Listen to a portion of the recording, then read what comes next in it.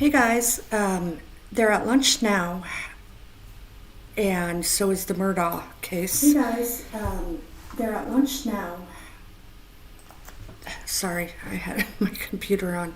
They're at lunch now, and so is the Murdaugh case till 2:40 and 2:46 for the Murdaugh case. I just wanted to let you guys know that I will be toggling back and forth when one court has a break. I hope you enjoy, and talk to you soon when they get back from lunch.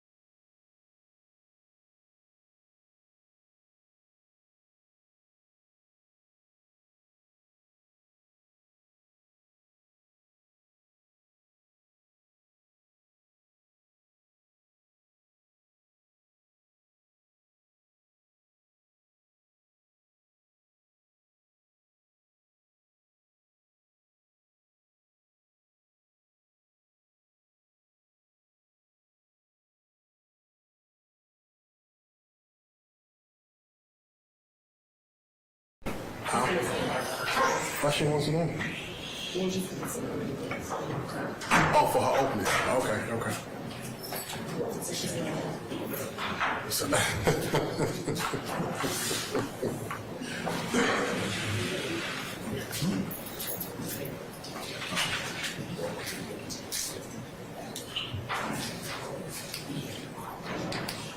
run your check.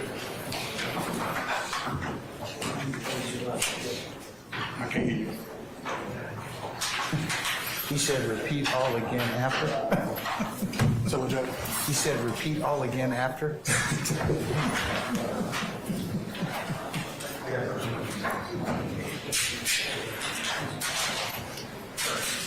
Run your check. You good? I can't hear you.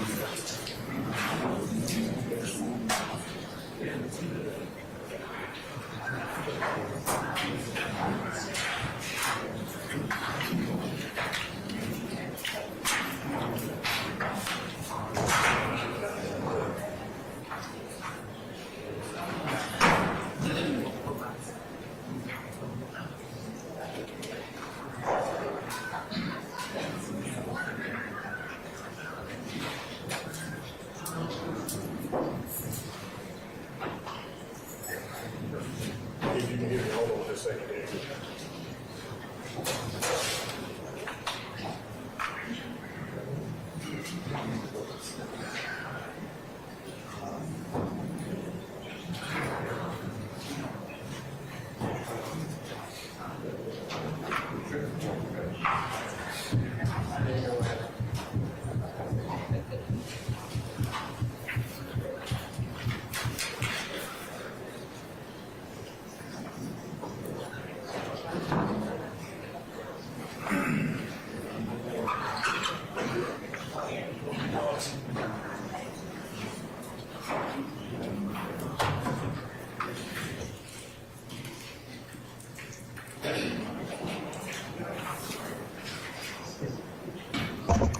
All right, Sergeant Ingram, is everybody back, sir? Yes, sir. Everybody's present and accounted for. Okay, how about our jurors, sir?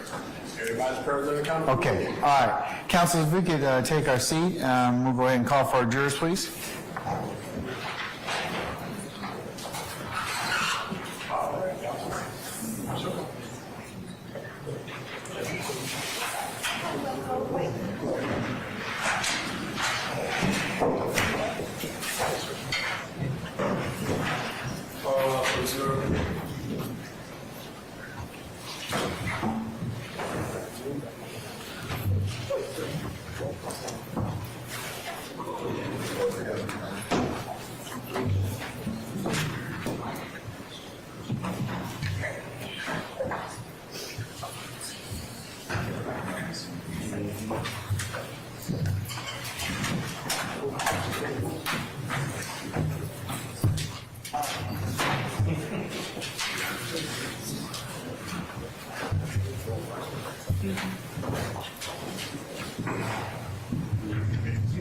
All right, ladies and gentlemen, please be seated.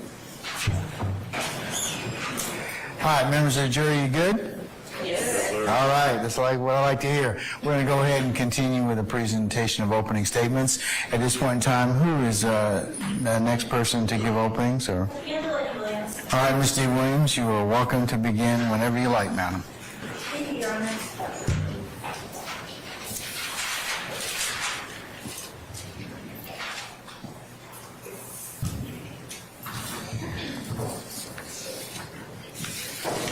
Hope everybody had a good lunch.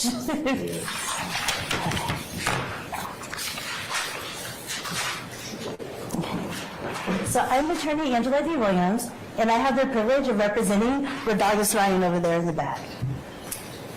Poor, young, convenient. That's all it takes to become the target of the state. I'm gonna break that down for you. Poor. Rodalgus was born on a couch. Let that sink in. He was born on a couch. From day one that he was brought into this world, he has been fighting to survive. The hospital was only 5 minutes away. I don't want to throw a school under the bus or anything, but the elementary school and middle school that he went to, 98% of the children there were on free or reduced lunch. What that means is They lived at the national, or under the national poverty level. At one point, the Atlanta public school system was under scrutiny. They accused educators of cheating the students. The DA kept going around saying, we gotta think of the children, we have to think of the children. These children are victims. The only time the state cares about poor people is when they can exploit them. For the Rico trial, for APS, they got a conviction of educators. And they didn't give any of those students any... I'll sustain the objection. Okay. Go ahead. And in this case, they're trying to get a teenager for Rico. Young. Growing up on Cleveland Avenue is a very dangerous, destitute place. Regardless learned early that he needed to adapt. And he did what most teenagers and preteens do. They mimic.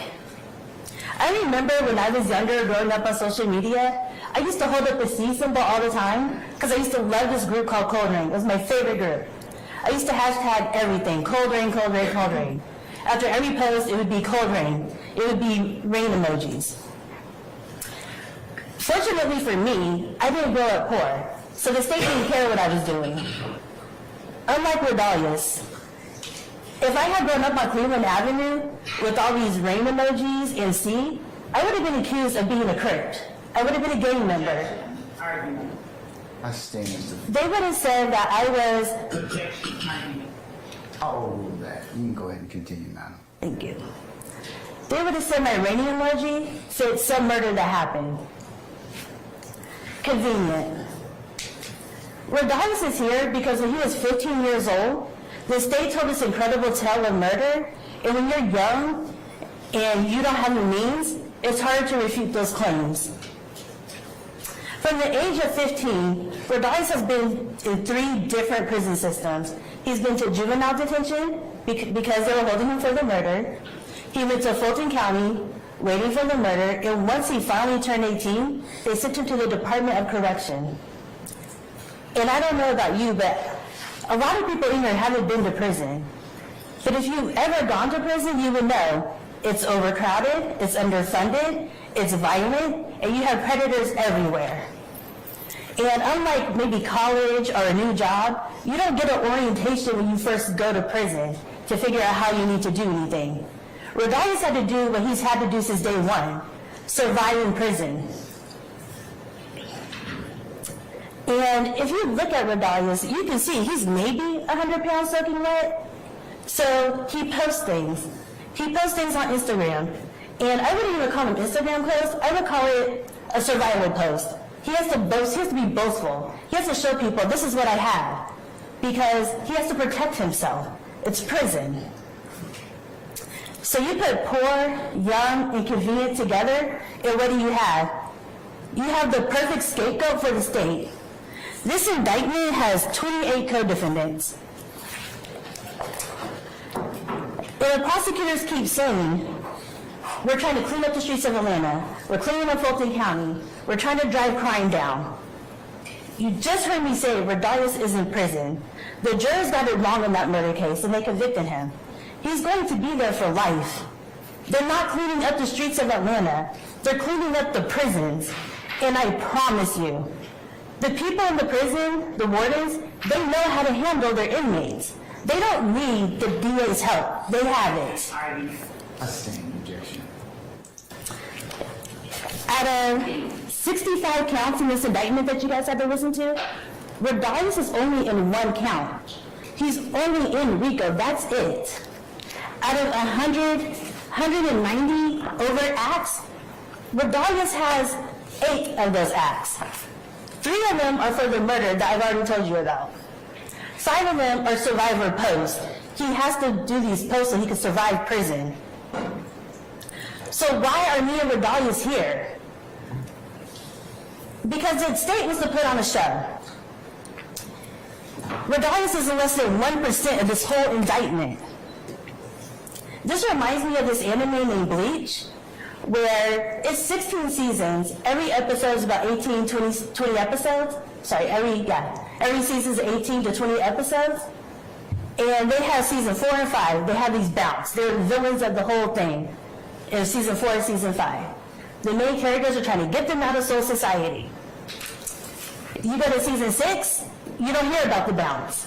You go to season 7, you don't hear about the bounce. Why don't you hear about these important characters? Because they're filler characters. It's a filler season. Me and Redalius, we're fillers. We're not integral to the story. They just drag him out of prison to jail to make this bigger than it has to be. We're basically distractions. So, as a juror, what can you do to tell the state, we're not going to be distracted? We don't need to listen to filler. You come back at the end of this with a not guilty for Redalius Ryan. You tell them we do not want to waste our time on fillers. We just want to get to substance. So I guess, sit back, enjoy the show, get some popcorn, because this is not justice, this is a circus. Thank you.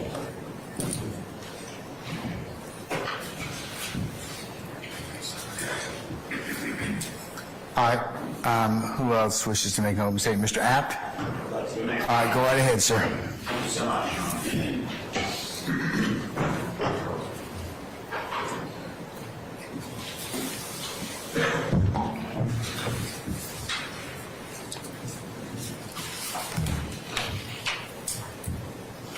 It is more important that innocence be protected than it is that guilt be punished. For guilt and crimes are so frequent in this world. That's a quote from the man who wrote into our Constitution what the presumption of innocence means. His name was John Adams. He was the second president of the United States, right after George Washington. Why is that quote important? Why is the presumption of innocence important? Why did that get included in our great Constitution? Because we want to make sure that we don't accidentally send innocent people to prison. Innocent people don't get punished. I have the great honor of representing Diamante Kendrick, who's sitting in the gray vest at council table with me, along with my co-counsel, Doug Weinstein. Doug, stand up so everyone can see you. Also, you'll meet or hear from, at times, Katie Hingerty. She was here yesterday. She was the tall woman with blonde hair. And the three of us have the great honor and privilege of defending Mr. Kendrick. I've been practicing law here in Atlanta for almost 30 years, exclusively representing innocent people like Mr. Kendrick. He is not guilty. He is not guilty of every accusation and every count in the indictment that the state alleges. Let me say it a third time, just so you're clear. He is not guilty of every single charge against him.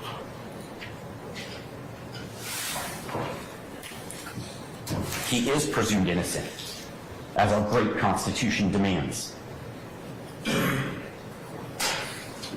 And we won't have to prove anything to you, as the judge told you. The burden will always lie on the state, and boy, is it a high burden, beyond reasonable doubt. Now, it's not a mathematical certainty. The judge, Judge Granville, who's a great judge, by the way, and very smart, and knows the law really well, will instruct you as to all the law. None of the lawyers will. But that beyond a reasonable doubt standard is a tough standard for them to meet. And the evidence in this case against my client is so very weak.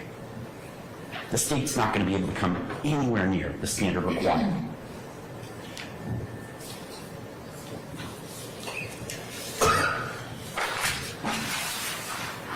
My client, Mr. Kendrick, grew up here in Atlanta in a tough neighborhood. He did not come from money. He was poor, hungry, deprived, socioeconomically disadvantaged. But he had a loving mother, a mother who's been with him the entire time of this case and will be every day.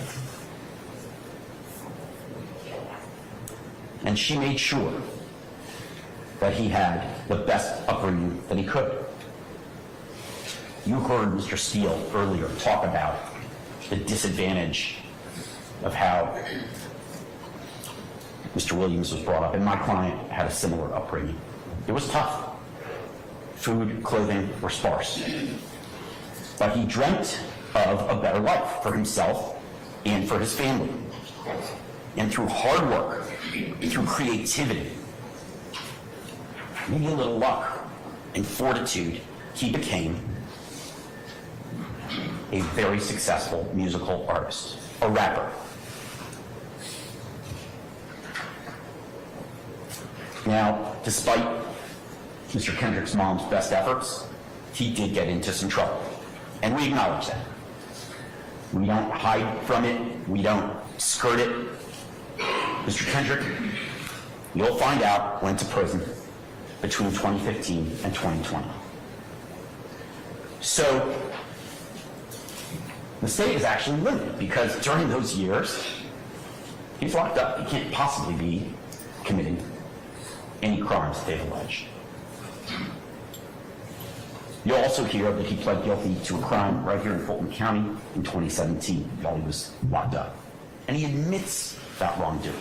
He owns it. He paid his debt to society.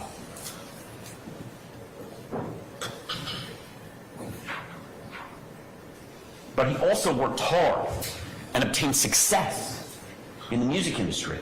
And not just for fame or money.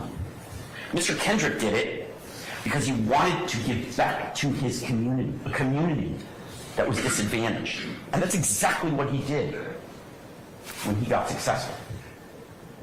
He did tremendous civic duty. You'll hear evidence that he volunteered, he helped coach a youth football team, and he gave back to his community. He gave back because he knew it was the right thing to do. Now the state, and the evidence will show, the state, the police, and the prosecution want to use Mr. Kendrick's past. They put it in the indictment. Despite having paid his debt to society, the state is going to use his prior conviction to try to bootstrap these old crimes that he's already paid his debt for to get you, to convince you that he's guilty of these new offenses. They're going to try to get a second bite at the apple, despite the fact that he served his time, that he pled guilty. They want you to find him guilty again because of a debt he's already paid. And that's not right. They can't prove, using actual evidence in this case, the new crimes that they're alleging in the indictment, so they have to get you to pay attention to the old past he left behind. The evidence will show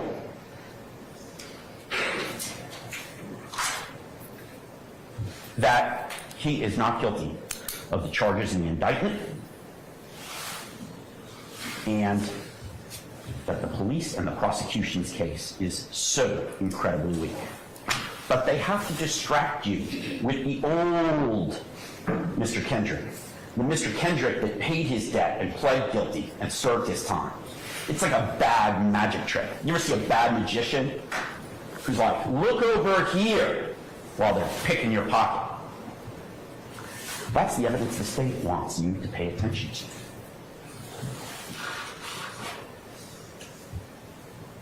I've been involved in a lot of Rico and murder cases in my career, in almost 30 years of doing this job. But the judge told you, and the prosecution told you, this case is unique, different. Why? It's going to take months. There are going to be hundreds of witnesses. It is massive. It's definitely the biggest case that any of us have ever been in. Maybe the biggest case in the history of the state of Georgia. Why is that? Lots of murder cases, gang cases, Rico cases take 1, 2, maybe 3 weeks to try at most. Why is this case going to take months? I'll tell you why. Because the evidence will show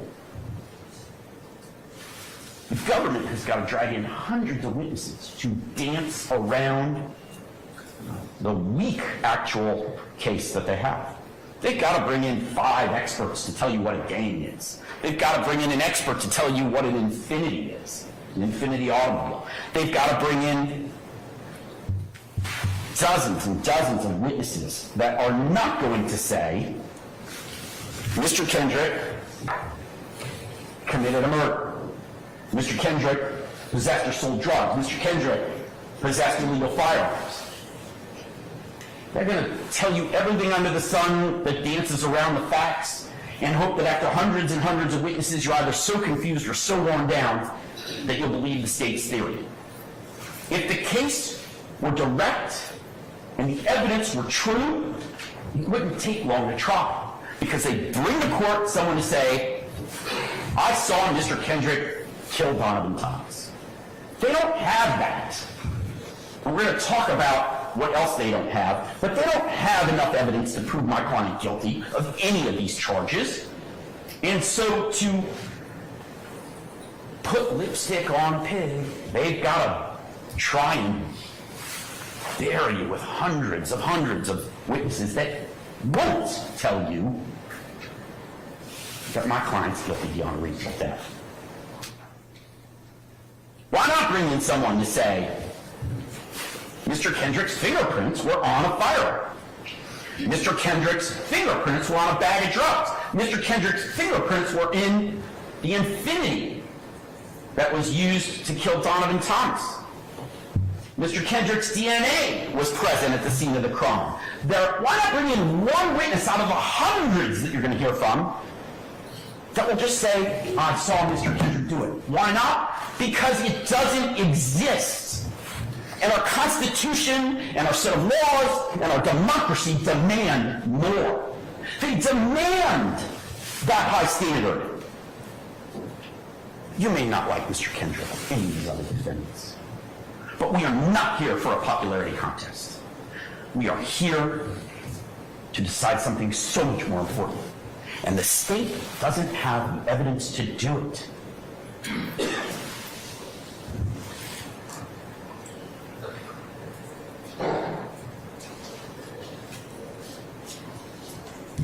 The evidence doesn't exist, not real concrete evidence.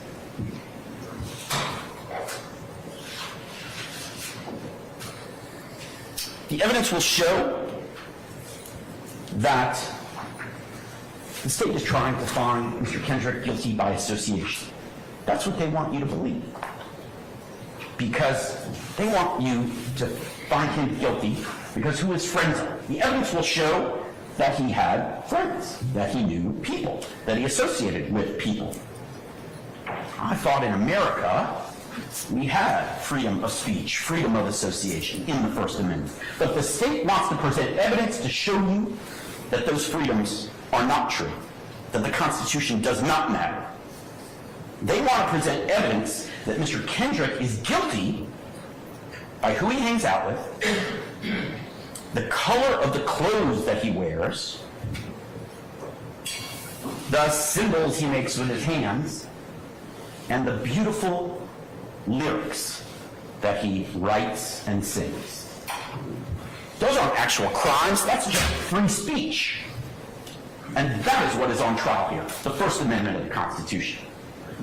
They want you to look at evidence and say, these people are guilty because they exercise their right to free speech in America.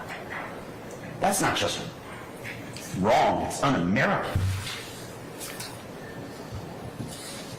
Now, the evidence will show you in 2020 that when my client did get out of prison, due to his hard work, his talent, he became a famous rap star. Almost like buying lottery. You know, the chances of a young person going in the music industry and making it are very, very small. But that man was successful. He used his brain and his creativity and his really hard work to make his family and his mother proud. And the government wants to punish him for that success. They told you in their opening argument to find him guilty because of overt acts. And they had the gall to tell you that those acts didn't even need to be crimes. Judge, that's what the evidence will show. That's what the state says the evidence will show. Overrule the objection. They told you that those overt acts don't even have to be crimes, but you should, as a result, find him guilty of criminal RICO. This isn't a civil trial, this is a criminal trial. And they told you he doesn't even need to commit a crime, that you should find him guilty of a crime. Does that make sense to you? Does 1 + 1 equal 3? Objection, misstatement, argument. I stand in objections to that. Ladies and gentlemen, disregard counsel's last remark. What are the charges against? Thank you. What are the charges against Mr. Kendrick?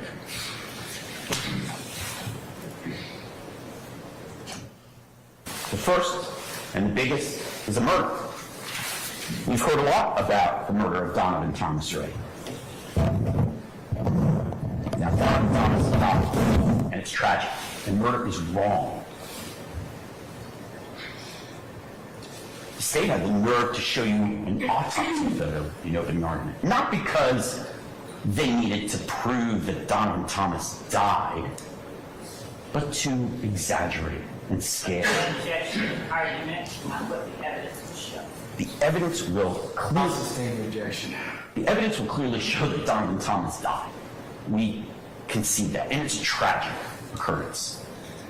And my client and his family grieve for the family of Mr. Thomas. We don't think it was acceptable. But my client had nothing to do with that man's death. He died because of a drive-by shooting at a barbershop on January 10th, 2015. And what happens next? The police arrest the wrong group of people. They admit they arrested the wrong group of people. You heard Mr. Sharp and Mr. Steele tell you about Kenneth Copeland and Demetrius Garlington and the others who were arrested for this crime. And the police charged them.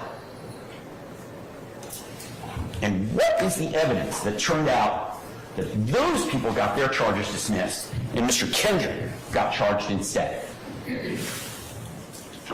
Are there fingerprints of Mr. Kendrick on anywhere at the crime scene, on the body of Mr. Donovan, in the car that was used, on a firearm that was used?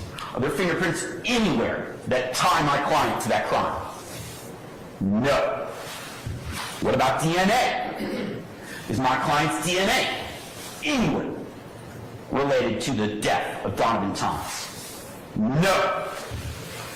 What about ballistics? Are you going to hear evidence that there was a match between the bullets or the gun used to kill Donovan Thomas that was a gun ever possessed by Diamante Kendrick? No. Are you going to hear from a single witness out of the hundreds of witnesses that are going to be brought here by the state? One. I beg you for one witness to come to court and stand right here on this witness stand and say to you, I saw Diamante Kendrick kill Donovan Thomas. Will that occur? And the answer is resoundingly no, because my client is not guilty, ladies and gentlemen. He's an innocent man, wrongfully accused of a murder he didn't commit. And if that doesn't get you upset, I don't know what will. It makes me angry.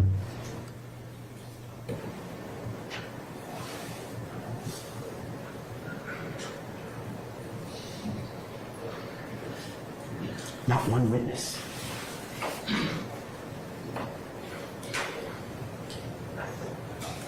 There's videotape that the state will present of an Infiniti automobile driving by the barber shop and being used to kill Donovan Thomas.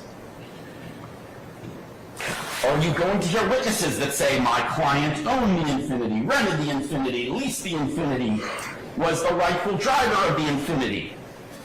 Nope. Will you hear or see evidence to the contrary? Oh, yes, you will. Shortly before Donovan Thomas dies, the state has another video of my client getting into, are you ready? A Pontiac Bonneville. Not an Infiniti, a Pontiac Bonneville. So, will you see evidence? Will the evidence show that my client is Superman and can fly through the sky from one car to another? No, you will not. He is not Superman. Maybe he's Mr. Spock and he can teleport. You will not hear evidence of his ability to teleport from one car to another either. And yet, the state claims he's guilty of murder.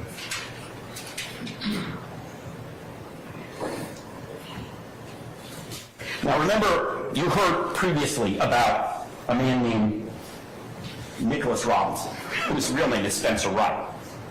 He came in and told the police, and they made arrests of Mr. Copeland, Mr. Garlington, and others. The state's key witnesses. But you've also heard evidence that Mr. Copeland is a terrible liar and a terrible person, and himself a gang member, not to be trusted and not to be believed. But that's the state's key witness who says, oh yeah, it wasn't me, it was Mr. Kendrick and others. Why do we know he's lying? Not just because his lips are moving, but because he was one of the people who was originally charged with the murder.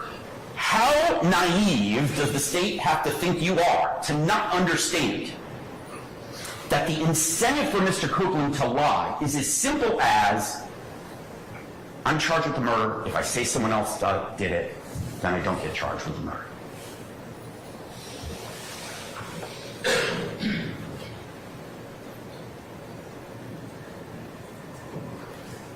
It's a ridiculous theory that they have, quite frankly. And the evidence is so super thin and super weak, it reminds me of nothing more than a Krispy Kreme donut. Thin air.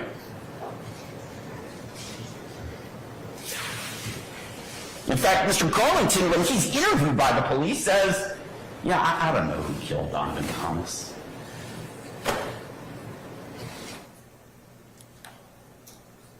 They have no way to corroborate it. They have no actual evidence. The state wants you to buy into this theory of murder, and our Constitution demands you don't.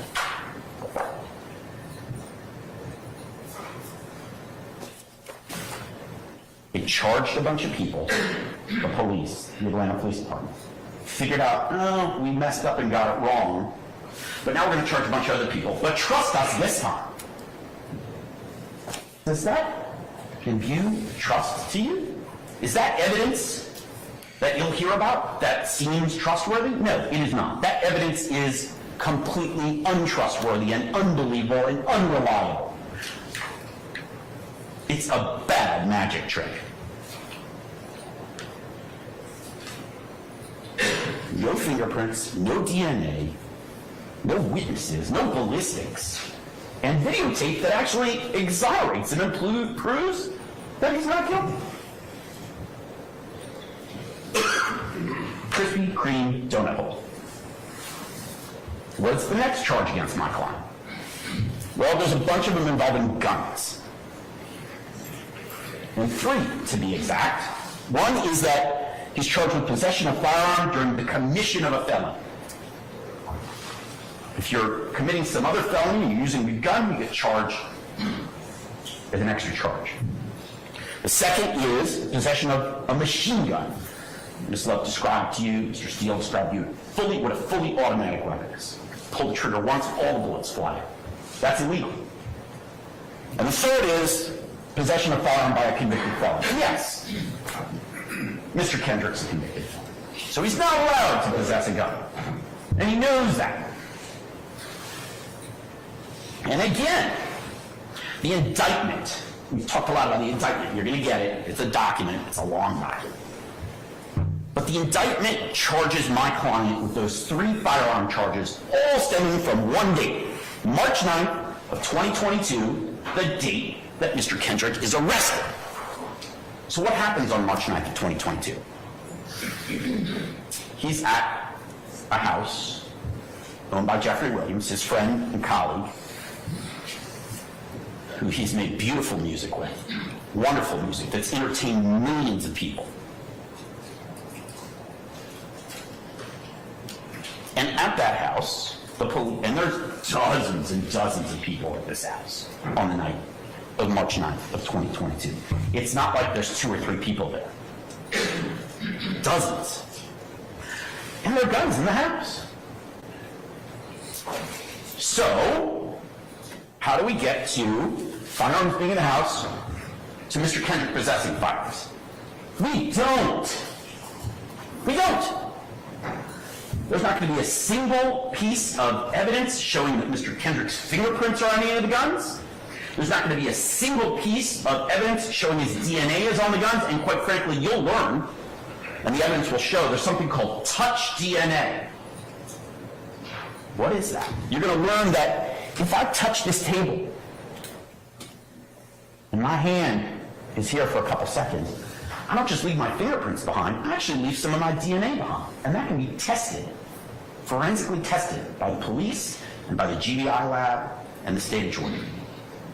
So there's no fingerprints on the guns that belong to Diamante Kendrick. There's no DNA.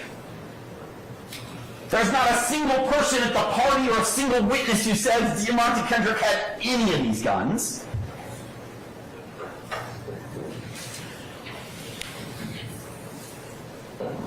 No one is going to say he bought any of the guns. No one's going to say he sold any of the guns. No one is going to say he possessed any of the guns.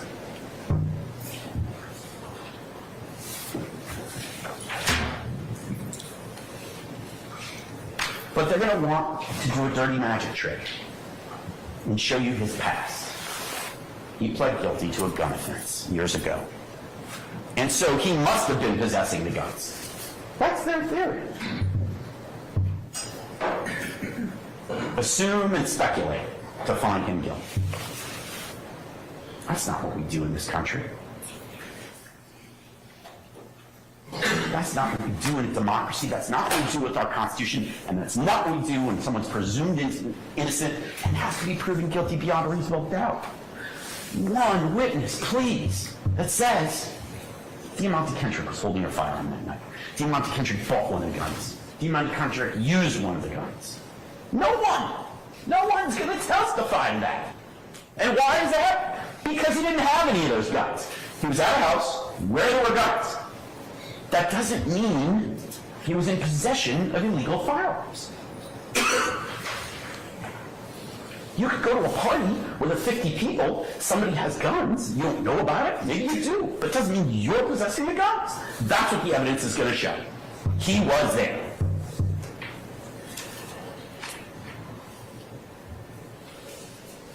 There could have been a bazooka in that house. I don't care.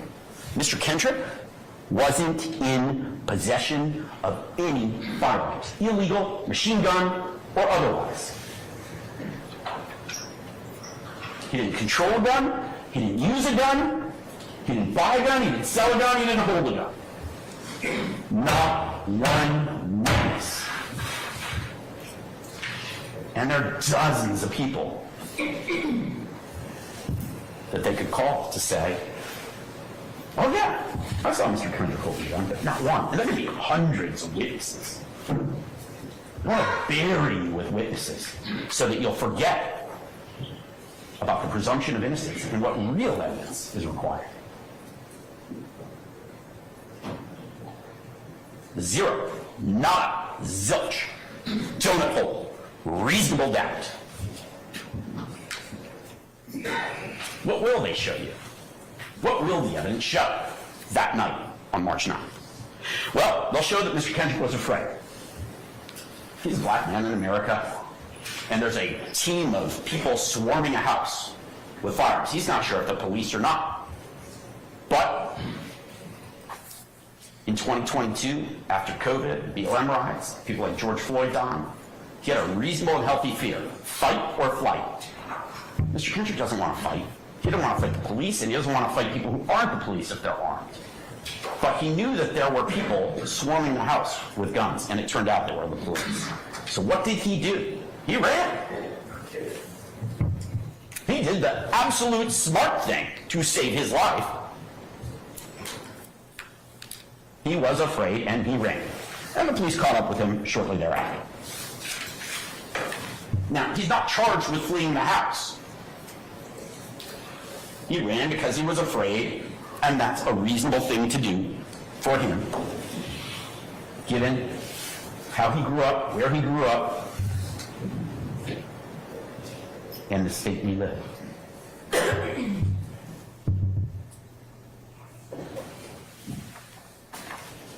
And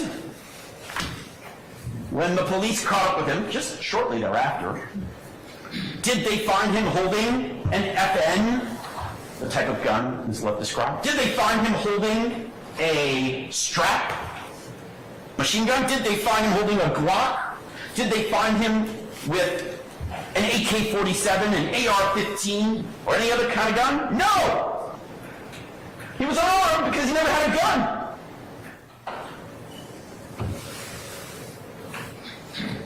There's not a scintilla of evidence that you should believe that Mr. Kendrick is guilty of any of those 3 firearm charges. Not a scintilla. Hundreds of witnesses. I asked for one to come to court and say, Mr. Kendrick was holding a gun that night. What about the next set of charges? They're drug charges against my client.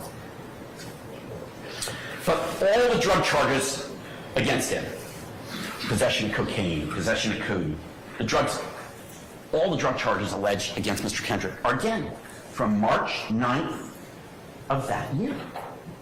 From the date he was arrested, the party at Mr. Williams' house. And apparently the police find drugs in the house, where there are dozens and dozens of people. So again, I ask you, listen to the evidence. What will the evidence show? Will the evidence show my client's fingerprints on a bag of drugs? No. Will the evidence show my client's DNA on a bag of drugs? No. Will a witness come to court and tell you he was using drugs that night at the house? No. Is there videotaping my client snorting a line of cocaine? No. Is there going to be a witness who tells you that my client sold him drugs? No. Is there a witness that's going to tell you that my client bought drugs? No. Is there going to be any evidence that my client possessed, used, bought, sold, controlled drugs on the night in question? Absolutely not. There were drugs at the house, my client was at the house, there are dozens of people at the house. 1 + 1 does not equal 3. It's another Krispy Kreme donut hole for the prosecution. Zero, nada, zilch.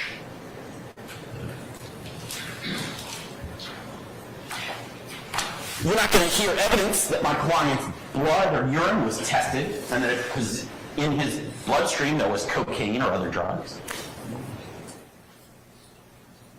And the indictment says that the drugs that they're charging him with are from that date, March 9th, 2022, the day he was arrested, not any other day in his life.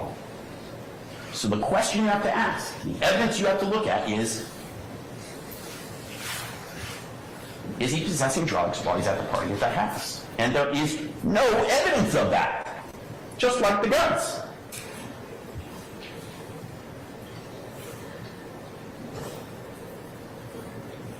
The next charge against my client is gaming activity.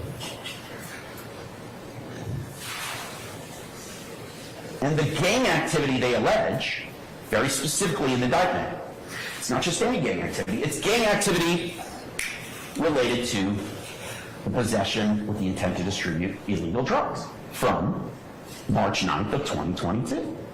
And again, where is the evidence? Not one witness.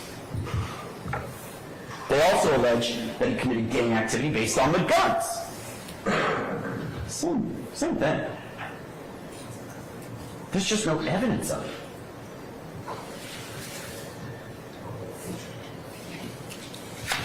it. It is not illegal to be part of a group in America. Freedom of association.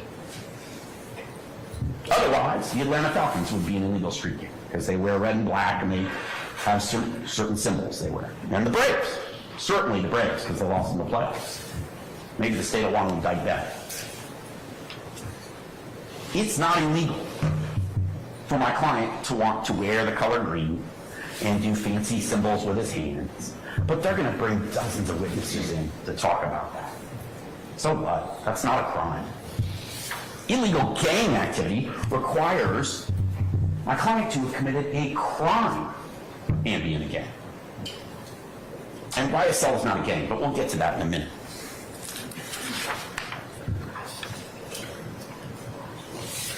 They want to attack free speech and freedom of association. They're guaranteed to us in the Constitution, and if they want to do that, then they should go out and arrest the Falcons and the Braves too.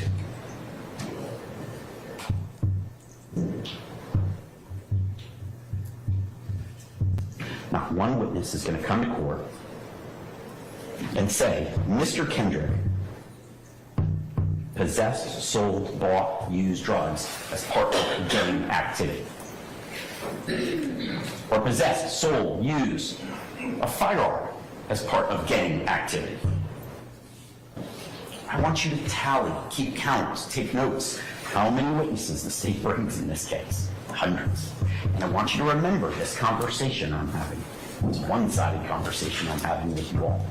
About how many witnesses say, my client possessed a firearm because he was a YSL gang member. My client possessed drugs because he was a YSL gang member.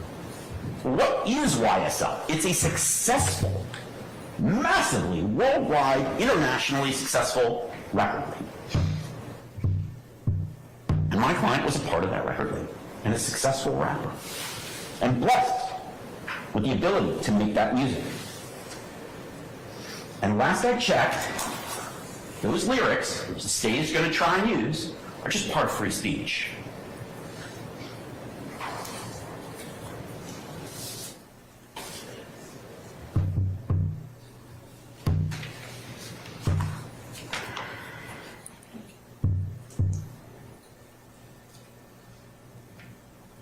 So, we've eliminated murder, we've eliminated the gun charges, we've eliminated the drug charges, we've eliminated gang activity based on gun or drug charges. So what's left? What's left is count one, RICO.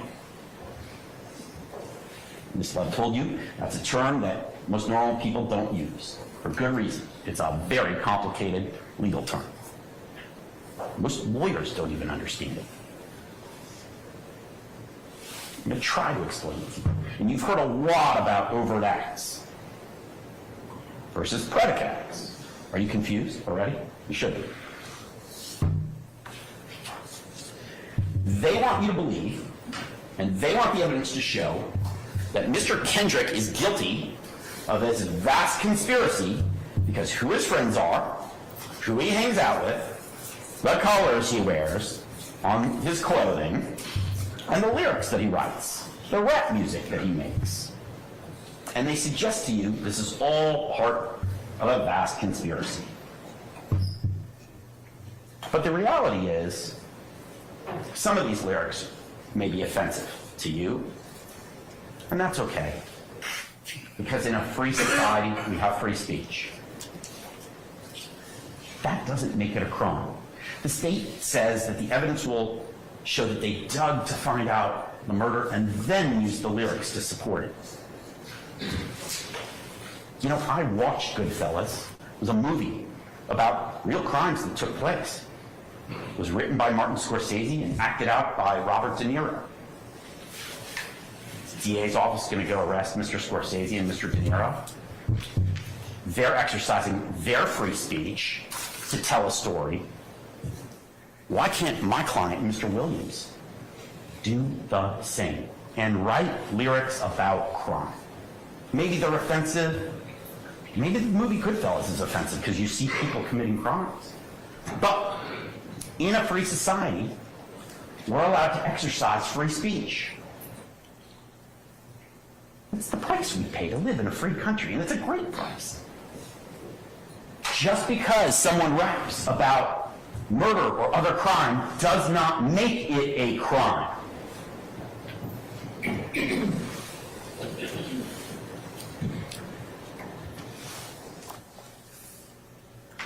Why do they rap about that stuff? Because it sells records and it allows them to creatively express their feelings about how they grew up and where they grew up. And they are proposing a war on the First Amendment of freedom of association and free speech. They don't like those lyrics. They want to send a message to all those inner city kids in Atlanta who dream about getting out of the ghetto and becoming successful musicians. And their message is, you rap lyrics about crime, we're gonna indict you and charge you and brand you a criminal. That's un-American. That's wrong. The evidence will show that the state of Georgia and the city of Atlanta have been blessed in the last 20 years by the entertainment industry. And not just rap music, TV and film, and all kinds of entertainment. And some of it's fictional. And that's okay. It's okay to rap about crime or life or your experiences, even if it's not true, even if it didn't really happen. That's just free speech, ladies and gentlemen. That's not evidence of a crime. That's protected in our Constitution. It's a protected part of living in a free society.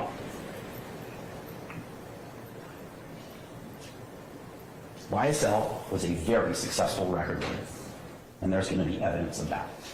It made millions and millions of dollars. That's not a criminal street gang.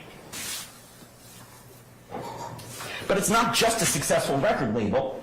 It gave my client the opportunity to give back, to volunteer his time and some of his money. He coached an inner city youth football team. Does coaching that inner city youth football team support their Rico accusation? Because they told you the overt acts don't have to be a crime. Maybe now we should criminalize civic volunteer work. I don't know where it ends if we start making free speech illegal. They want to lump Mr. Kendrick in. They want to have you find him guilty because of other people's crimes or crimes that he already paid his debt to society for. So the state presented you some of the examples of that. Lil Wayne's tour bus got shot up. That's horrible. Whoever did that should be punished. But there's no evidence my client was there to tartan it. They're alleging that's part of this case. The shooting of Chanel Drinks you heard about, gunned down in a rental car. But they're not alleging Mr. Kendrick took part in that either. And what about the attempted stabbing of Rayshawn Bennett, who's known as YSL Rico, another rapper, and the armed robberies they alleged? None of those incidents involved Mr. Kendrick. But what they're going to argue to you is that if Mr. Kendrick was part of the YSL label, or what they call the YSL gang, then even if he's not charged with those crimes or involved in those crimes in any way, he should be found guilty of RICO conspiracy, even if he didn't commit a crime. And that's wrong. It's just wrong.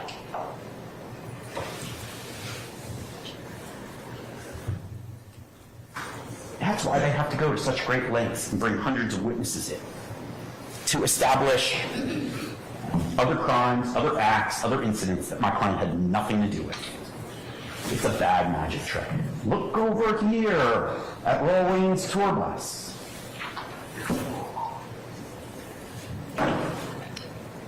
If they actually had evidence of my client committing a crime, we'd be here for a week, not months. The conspiracy they want you to criminalize is being a rapper in America and being successful. They want to attack the First Amendment. They want to attack free speech. They want to attack capitalism because they don't like rappers who rap about criminal behavior in Atlanta. And they're telling you that this is a pattern of activity, a trend to attempt to control and exert influence. But really what they're showing you is, if we don't like your speech, then some free speech is wrong and illegal. And you should find my client guilty as a result.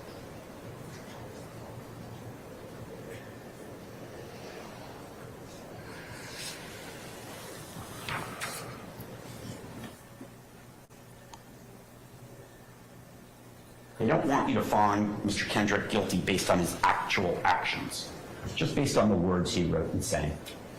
They don't want you to find Mr. Kendrick guilty of his actual actions because they don't have the evidence of it. They don't have the evidence of a murder or illegal guns or illegal drugs. They don't actually have that. So instead, they've got to play the bad magic trick. But you're smart and you can listen to the evidence and you will see it's nothing but a Krispy Kreme donut. That's what the evidence will show.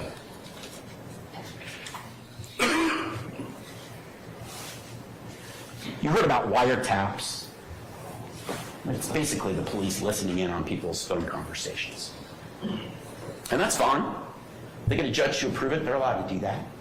And there's hundreds and hundreds of hours of wiretaps.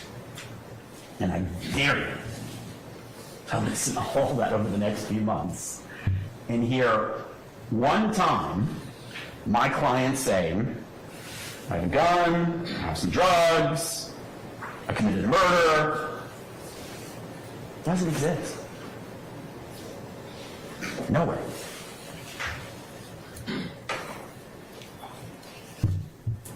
I'm part of the YSL gang. Remember, they told you that the YSL is this sophisticated gang, so there's no written agreement, there's no verbal agreement. It's just something you have to trust them with. Does that sound right? Just trust them. Take the government's word. And they're going to bring in experts on gang activity to tell you that the record label is a gang because they think so. Well, they work for the state, for the police. They're going to tell you what they want you to hear. But use your brain. Use your common sense. All those wiretaps, you're not going to hear Mr. Kendrick say one time, I'm going to do something illegal. Whether it's a violent crime, a gun crime, a drug crime, or admitting he's part of a gang. Not once. In hundreds and hundreds and hundreds of hours of wiretaps. And why is it you won't hear that? Because what is he actually?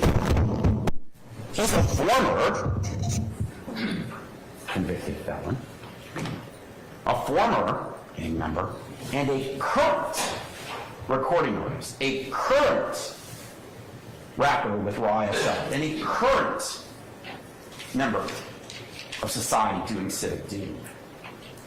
They have to point at his past and get you to only look at that because the actual evidence from March 9th and from January 10th, the 2 dates in the indictment that accused my client, there's no evidence of him committing a crime. The state turned over to us, prosecution, 6 terabytes of data in this case. Now, I'm not a computer expert, but I want to talk to you about what the evidence will show. A lot of that evidence you're going to hear and see. What is a terabyte? It's an enormous amount of computer data. And here's what I'll sort of tell you the analogy is. If it were pieces of paper, 6 terabytes would be 420 million pages of documents. 420 million pages. That's how much evidence there is in this case. Is there one page? Is there one witness? one set of fingerprints, one set of DNA, one videotape that shows my client committed a murder, that shows my client possessed illegal drugs, that shows my client possessed a firearm, that shows my client committed illegal gang activity, or that my client conspired with others to commit crimes. It's a donut hole. It's a Krispy Kreme donut hole.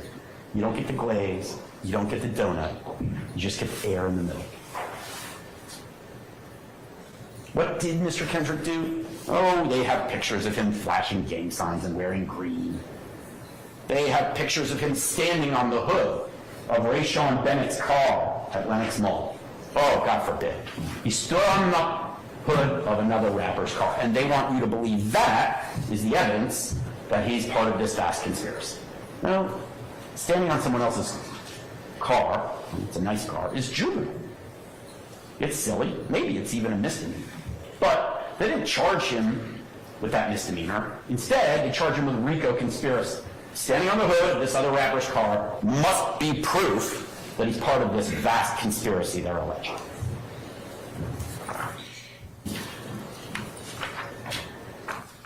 Quite frankly, the real juvenile behavior is all these hundreds and hundreds of witnesses to try and prove something that doesn't exist. There are lots of other overt acts, and I'm not going to belabor each one of them to you because you heard most of them from Mr. Steele and from the state.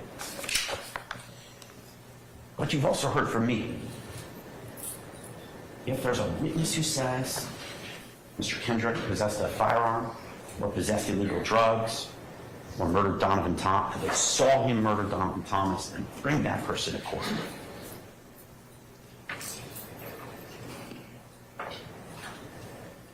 Mr. Copeland, their star witness, is going to come to court and say that Mr. Kendrick admitted to him, Mr. Copeland, that he was part of the group that killed Donovan Thomas. You going to believe Mr. Copeland, who has every incentive to lie? That's the evidence they want to rely on? That's what they're keeping us here for months and months for? The guy who was charged with the crime, who now says it's not him, it's my client instead?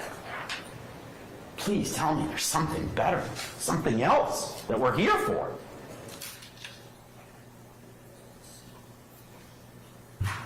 Please tell me we have anything near proof beyond a reasonable doubt. We don't. There's no real or concrete evidence my client committed a crime. Not a single offense. Not RICO, not gang activity, not guns, not drugs, and definitely not murder. Ms. Love talked about the wolf pack. I understand that. She thinks the evidence will show that. But I really think it's more like the boy who cried wolf. You know that old story. There's a wolf, there's a wolf, there's a wolf. And it turns out there wasn't a wolf. That's the state's case, ladies and gentlemen. And that is why you will come back many months from now and find my client, Mr. Diamante Kendrick, not guilty on every single count. Thank you.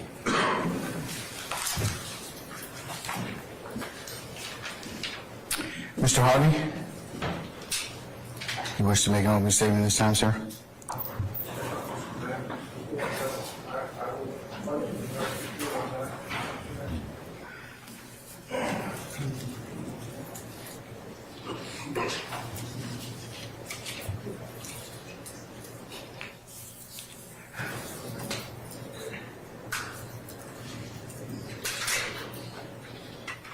Judge, on behalf of Mr. Nichols, Ms. Westmoreland, and Mr. Gardner, we would reserve our opening statement under Uniform Superior Court Rule 10.2 until the completion of the state's case. So noted, sir. All right. Mr. Matthews. Yes, sir. All right. Thank you.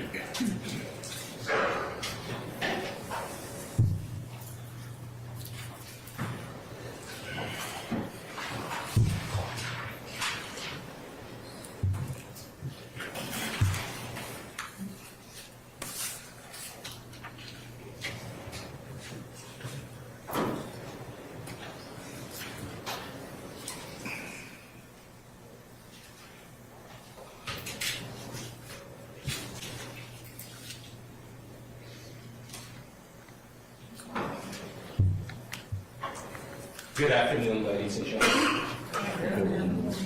You guys just need to stretch or anything. My name is Carrington Matthews, Sr. Attorney Teresa Mafood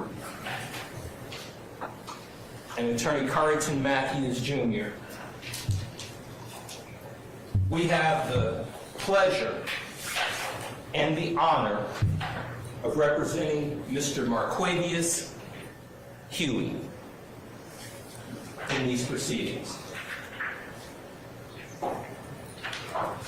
Who is Marquavius Huey? Marquavius Huey is 27 years old.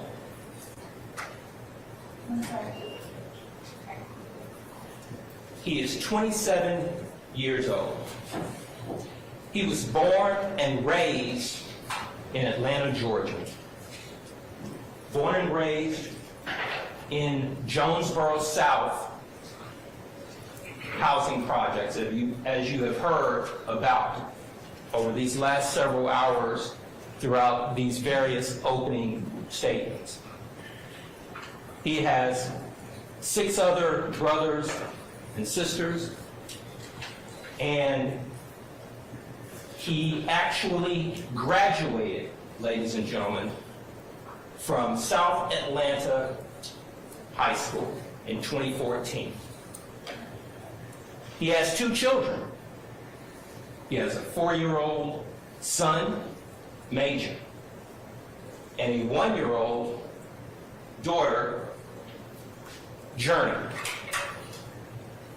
Mr. Marquavius Huey is not a convicted felon. He can sit on a jury. He can own a firearm. He can vote. And he can do what other law-abiding citizens can do as a non-convicted felon. He has goals, ladies and gentlemen. He has goals of being able to one day open a store, a retail store that sells men's and women's clothing. It's one of his goals. And when he grew up in Jonesboro South, ladies and gentlemen, he grew up with various folks that live in that community. As any community that you live in, you gain friendships and you grow up together. And Mr. Huey, he grew up. He grew up with Jeffrey Williams. They were friends from childhood. That's what the evidence will show. You will learn it. Now, let's get into the Overt Act 76. This is a theft by receiving of a handgun in 2018. That's one of the overt acts in this case, ladies and gentlemen. Now, in that particular indictment, back in 2018, that actual indictment was brought by the Fulton County District Attorney's Office. They brought it in 2018 against Mr. Huey. Also in 2018, they reduced it to misdemeanor disorderly conduct. They gave him 12 months probation, and they agreed to that reduction. This table, this organization, this agency, in 2018. Now, in 2018, they reached that agreement with Mr. Huey. Now here we are in 2022 when this case was indicted, and now in 23 when it's being heard, they're using the same charge that they initially charged him with, of theft by receiving of a handgun. They reduce it down to a little misdemeanor, disorderly conduct.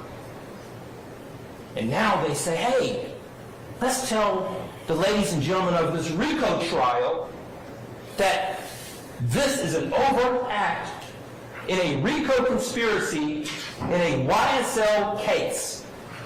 That's what they have brought to you in this indictment. The evidence will show that in 2018, this had nothing to do with anything concerning RICO. Because the evidence will show, had it, now keep in mind, the dates, 2013 to even the present, is what the government just told you all yesterday, was this RICO conspiracy. So in 2018, ladies and gentlemen, if this particular overt act has anything to do with a RICO conspiracy today, why did the same agency decide in 2018 that a felony theft by receiving charge negotiated, agreed to, should get reduced down to disorderly conduct? But this is what the evidence will show. You will learn it, and this is what's been handed to you.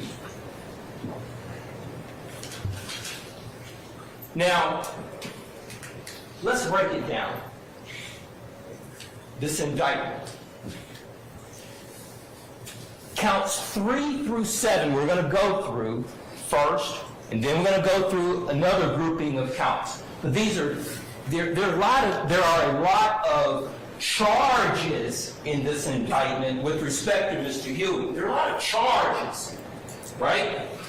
But when these charges are put together the way that they are supposed to be, you will see as we get through this case that there are 2 cases that we're dealing with in these groupings, and then we're going to talk about another incident concerning the Fulton County Jail.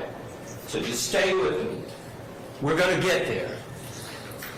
Let's first talk about April 26, 2019. These are counts 3 through 7. Count 3, overt act 88, Mr. Huey is charged with armed robbery. They're saying that on April 26, they're alleging that Mr. Huey, as a party to a crime, committed this armed robbery against this gentleman by the name of DeJuan Maynard.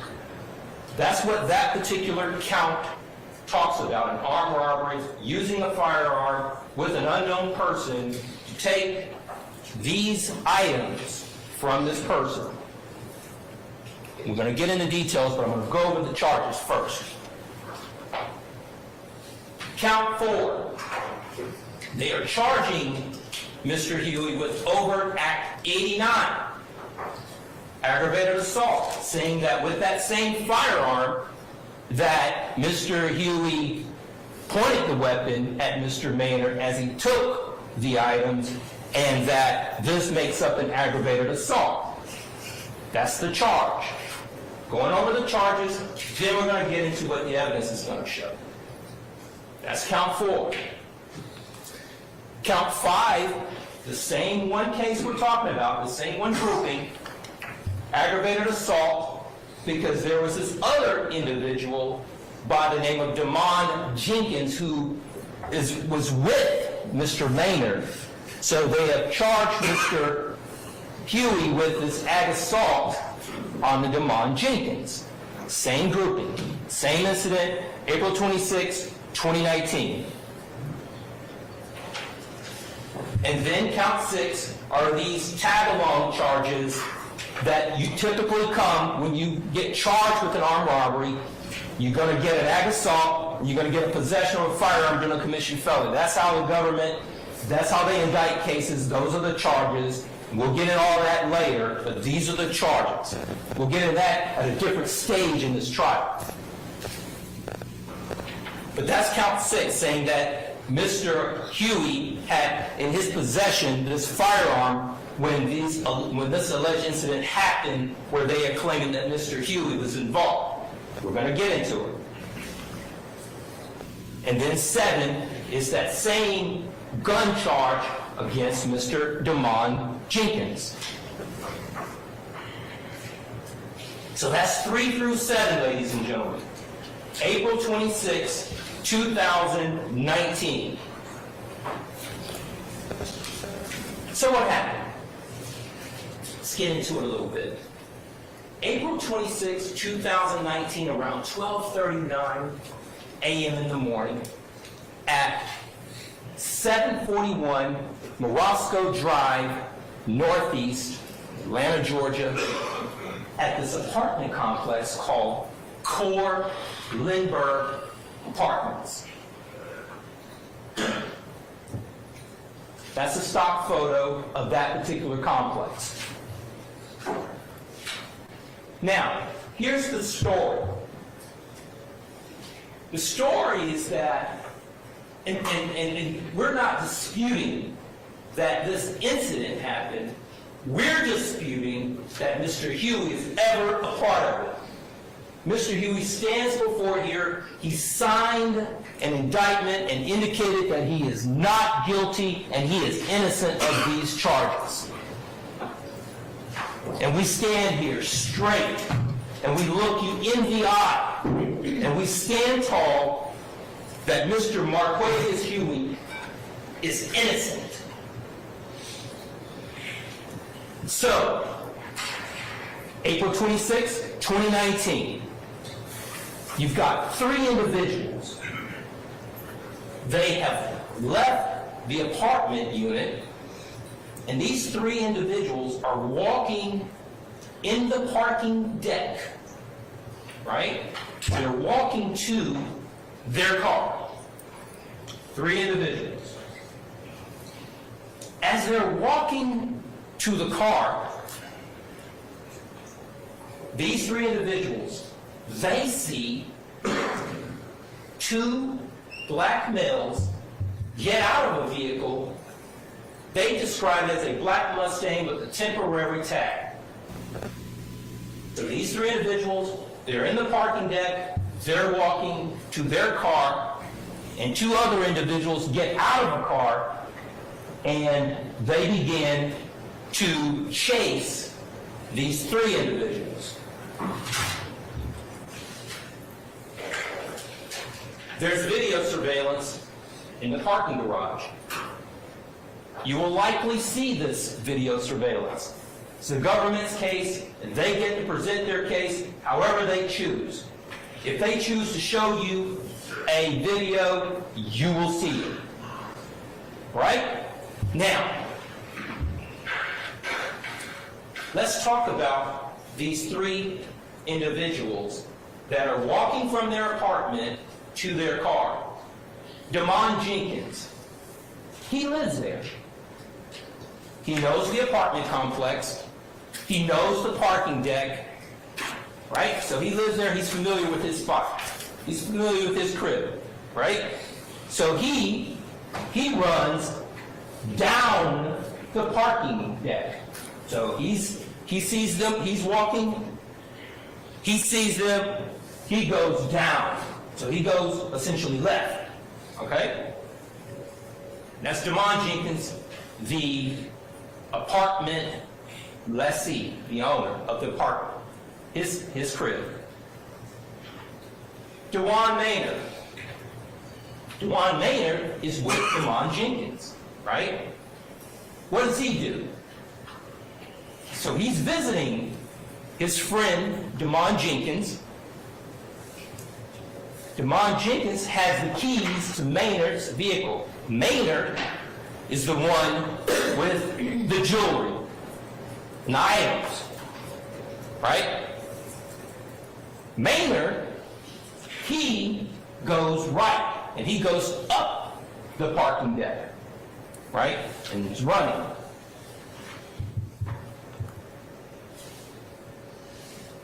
Now, you've got this armed robbery that is occurring. You've got Damon Jenkins going left, down the deck. You've got Maynard going right, up the deck. Now, pay close attention. The 2 perpetrators, they decide that they are going to go after one person. not 2, right? This is an armed robbery, right? You've got 2 perpetrators, you've got 3 victims. One of those victims goes left, Jenkins, Maynard goes right. Maynard is the one person out of those 3 that those 2 perpetrators go after. So you've got 2 individuals that are the perpetrators chasing Maynard up the parking deck. The third male, I guess he goes down, and he is not chased. He goes down, one goes left, he ducks, the other one, Maynard goes up the deck, the 2 perpetrators chase Maynard. That's the story, that's how it's happening. Now, the 2 perpetrators, they reach Maynard. When they reach Maynard, ladies and gentlemen, Maynard, he says when he got hit with, one of them hit him with the firearm, and that they took items. Now, these are the items that Maynard says were taken. This is what he says were taken. He says a ring, a diamond 5-point star ring. He says 2 gold chain necklaces, one with a cross, another with diamonds, 1 pair of diamond earrings, a gold Gucci bracelet, a SunTrust debit card, a Gucci bag, a Louis Vuitton bag, and some cash. So you got all this grouping of items that Maynard says that was taken from him.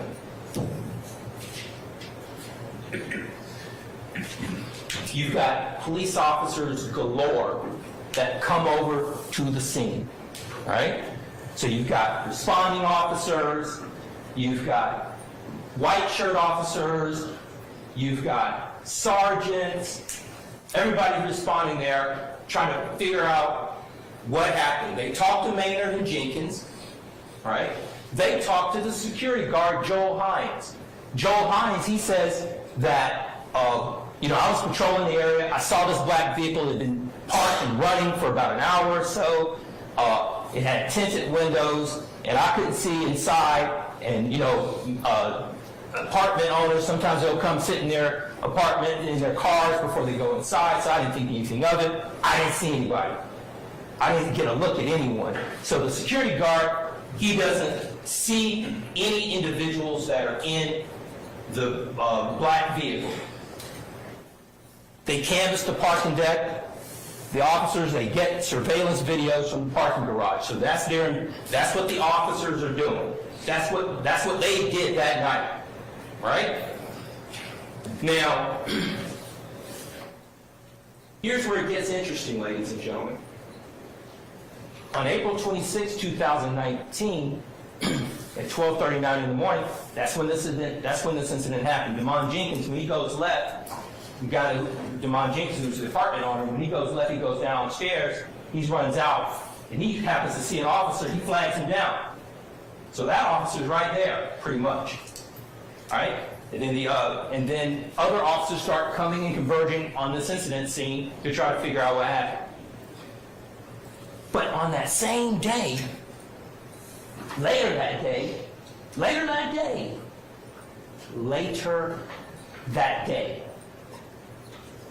Maynard, the one whose items he claims were taken, he does this, I don't know if he does an internet search, what he does.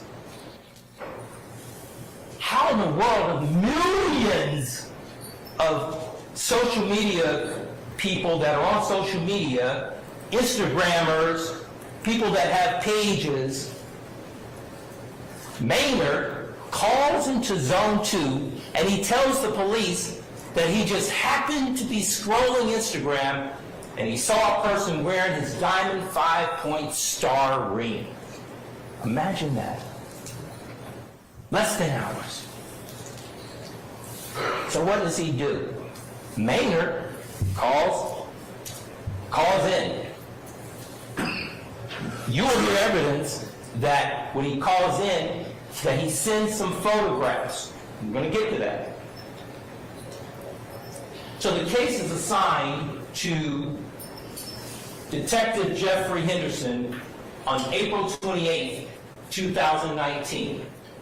So the case now has a detective. A couple days later, Detective Jeffrey Henderson now has this case. What does he do when he gets the case? Well, he gets Maynard to send him these photographs.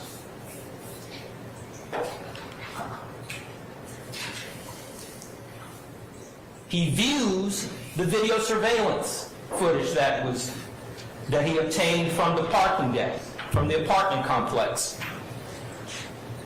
And he asks him to send some pictures of the jewelry. So send this information that you found on Instagram, send me some pictures of your jewelry, and send me some videos, and let me take a look at the video surveillances that I was able to get from the parking deck. So these are the photographs that Maynard, the victim in the case, he sends Detective Jeffrey Henderson 2 separate Instagram pictures of 2 separate people. On the left there is a picture he sends of someone else, some person in the world on social media. Maynard sends that photograph, and he sends the one on the right. The one on the right is Mr. Huey's Instagram. The one on the left is someone else's Instagram. He sends these to Maynard, to the Detective Henderson. 2 different people with the same ring, or the similar ring, or some ring that looks like the one that he owned the same day. So he becomes his own detective. Now, the video that was obtained from the parking garage, ladies and gentlemen, that video, it shows the 2 perpetrators running after Maynard, right?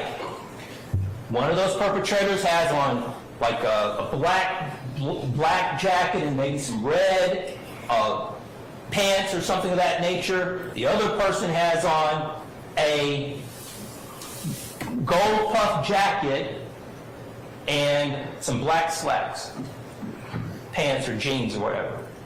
So that's what the video is showing from the parking garage. So,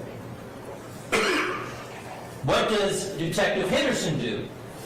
So he goes on to Mr. Huey's page, and I guess starts scrolling Mr. Huey's page. Oh, Mr. Huey has a gold puff jacket. But guess what, ladies and gentlemen? In this particular, Mr. Huey's is on the right, standing in front of a black Infiniti vehicle that belongs to his lady, Justice Woodard, who is the mother of their 2 children, Major and Journey. On the left is a photograph. You heard Mr. App talk about that huge discovery that was sent to us. The evidence will show that that particular photograph is part of the discovery that came to us in this pile of evidence that is a part of this case. That on the left are 2 young men. And what's interesting here, ladies and gentlemen, is that apparently that year, the gold puff jacket from Zara was a very popular item for young people as part of their wardrobe. We know that because you're going to learn that this is what was sent to us, and that is what was going on with the dress back in 2019. 3 different people with the same gold puff jacket that was provided to us in discovery. the government provided to us. So the gold puff jacket is relevant here. Why? Because what was Detective Jeffrey Henderson's investigation at that point? Maynard sends him these two hands with the similar jewelry. Maynard sends him a piece of jewelry of his own to say, hey, you know, this is what was one of the items that was taken from me. And the video, ladies and gentlemen, from the apartment complex shows a person with that similar gold puff jacket. And what does Detective Jeffrey Henderson do with that information, ladies and gentlemen?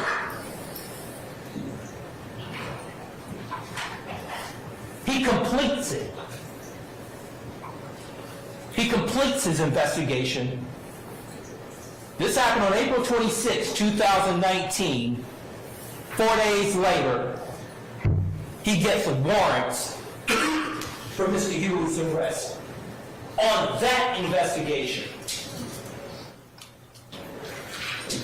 That is the case. Now, there is no photographic lineup that was ever done. Maynard never says he saw Mr. Huey that night on April 26, 2019. They're not wearing masks. Mr. Devon Jenkins never selects Mr. Huey out of any photographic lineup. In fact, there was none done.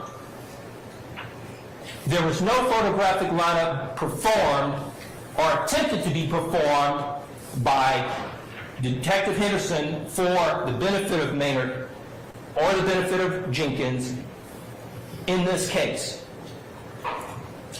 He took what he got from that video surveillance, went on to receive the information that Maynard sent him, and decided that there was enough for a warrant. No photographic identification, no fingerprints left at any of those scenes, no shell casings that are linked to any firearms belonging to Mr. Huey. None of it. That's what you're going to learn. You're going to learn, ladies and gentlemen, that at any arrest that was made against Mr. Huey, any arrest that was made against Mr. Huey with respect to these items that Mr. Maynard says were taken from him, a gold 5.5-star ring, these necklaces, these items that we're talking about here, the Gucci, the Louis Vuitton, the debit cards, none of those items have ever been found on Mr. Huey's person, on Mr. Huey's any car, in any residence. None. That's the state's case for those grouping of charges, ladies and gentlemen. No DNA. Detective Henderson didn't even, when they arrested Mr. Huey for those particular charges, those groupings of charges, he didn't come down to the jail and even pull him out of the cell and say, hey, I want to talk with you. Are you willing to talk with me? Of course, that's Mr. Huey's right to either talk to him or not talk to him, but he didn't even try.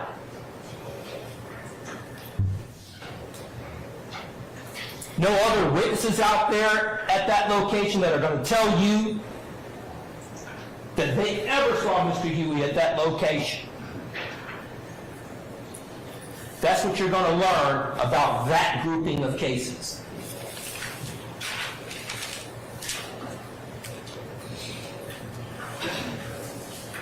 No photographic lineup. Ladies and gentlemen, this is interesting. Listen to me very closely.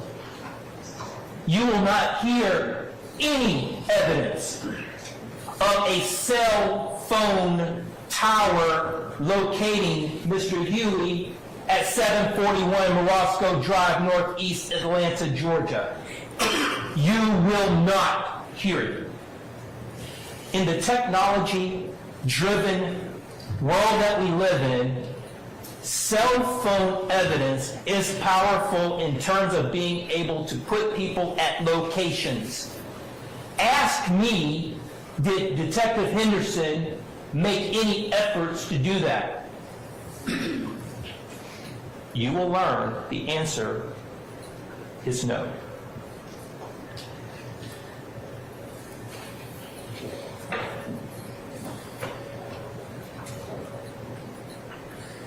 Okay, that was that grouping of cases, ladies and gentlemen. Okay? That was that case from April 26, 2019. Okay? Now let's move on to this other grouping of cases that we just, that I want to talk about now. So let's move on to another time and another place. Let's go to October 1st, 2020. Now, count 14, when you all get this indictment, count 14 over Act 116 charges Mr. Huey with armed robbery, alleging that Mr. Huey and another unknown person committed an armed robbery against a gentleman by the name of Gary Holloman. That's what count 14 says, by use of a firearm. That's 14. 15, we're still on October 1, 2020. These next series of counts are going to deal with one day. This particular count, 15, armed robbery, says that on that same evening that Mr. Huey, along with this unknown person, committed this armed robbery against Domisha Coppage, who is out there with Gary Holloman at an address that we're going to get to in just a moment. But I want to go over the charges first, and we're going to get into the facts in a moment. So that's the charge right there. Count 15, an armed robbery concerning Domisha Coppage.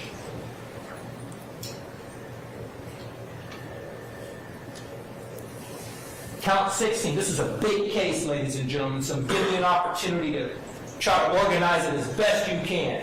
Because we definitely have been learning all year how to organize a big case. Count 16, aggravated assault with a deadly weapon. Like I said, whenever there's this armed robbery allegation, it's going to come with a host of other counts and charges tagging along with it. Because that's the way the state and government, that's how they do it. That's how they get down, and that's how they do it. That's their right, and that's how they want to bring it. But we're going to talk about it. Count 16 alleges aggravated assault. So whenever you commit an armed robbery, then you've got a firearm, then you're going to get an aggravated assault charge with it. That's the aggravated account charge that deals with Gary Holloman. That's 16. 17 deals with Domisha Coppage.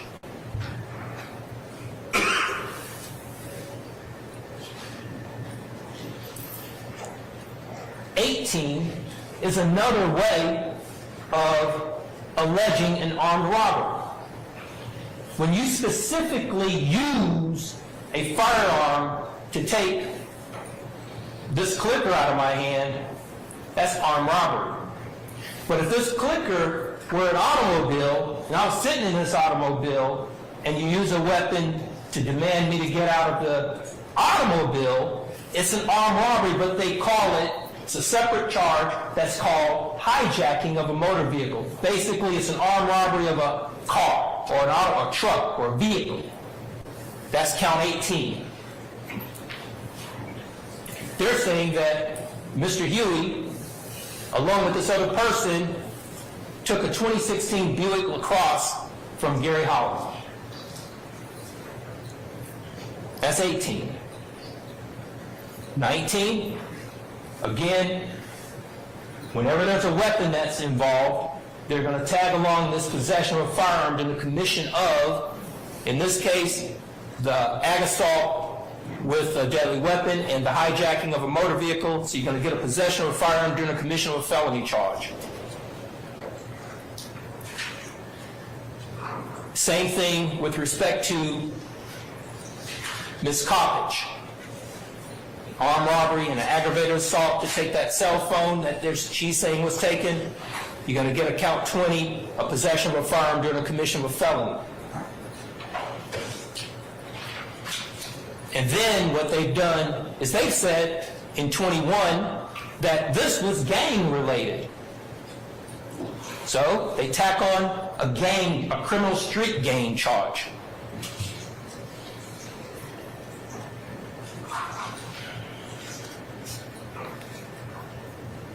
And the same thing for Ms. Coppage.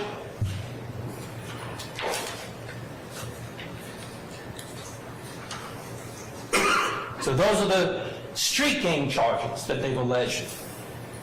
That's 23. So let's get into it now. So those are the charges, ladies and gentlemen.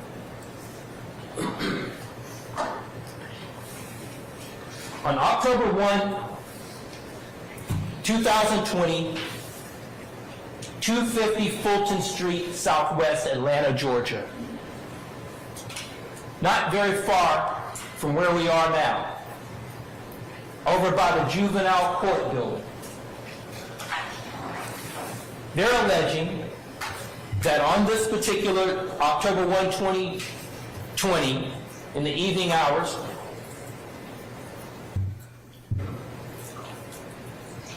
that these charges that we just talked about occur. Now let's deal with it. What is being alleged here? Gary Holloman, who's no longer with us, ladies and gentlemen, Gary Holloman sold pills for a living. He was a drug dealer. And Mr. Huey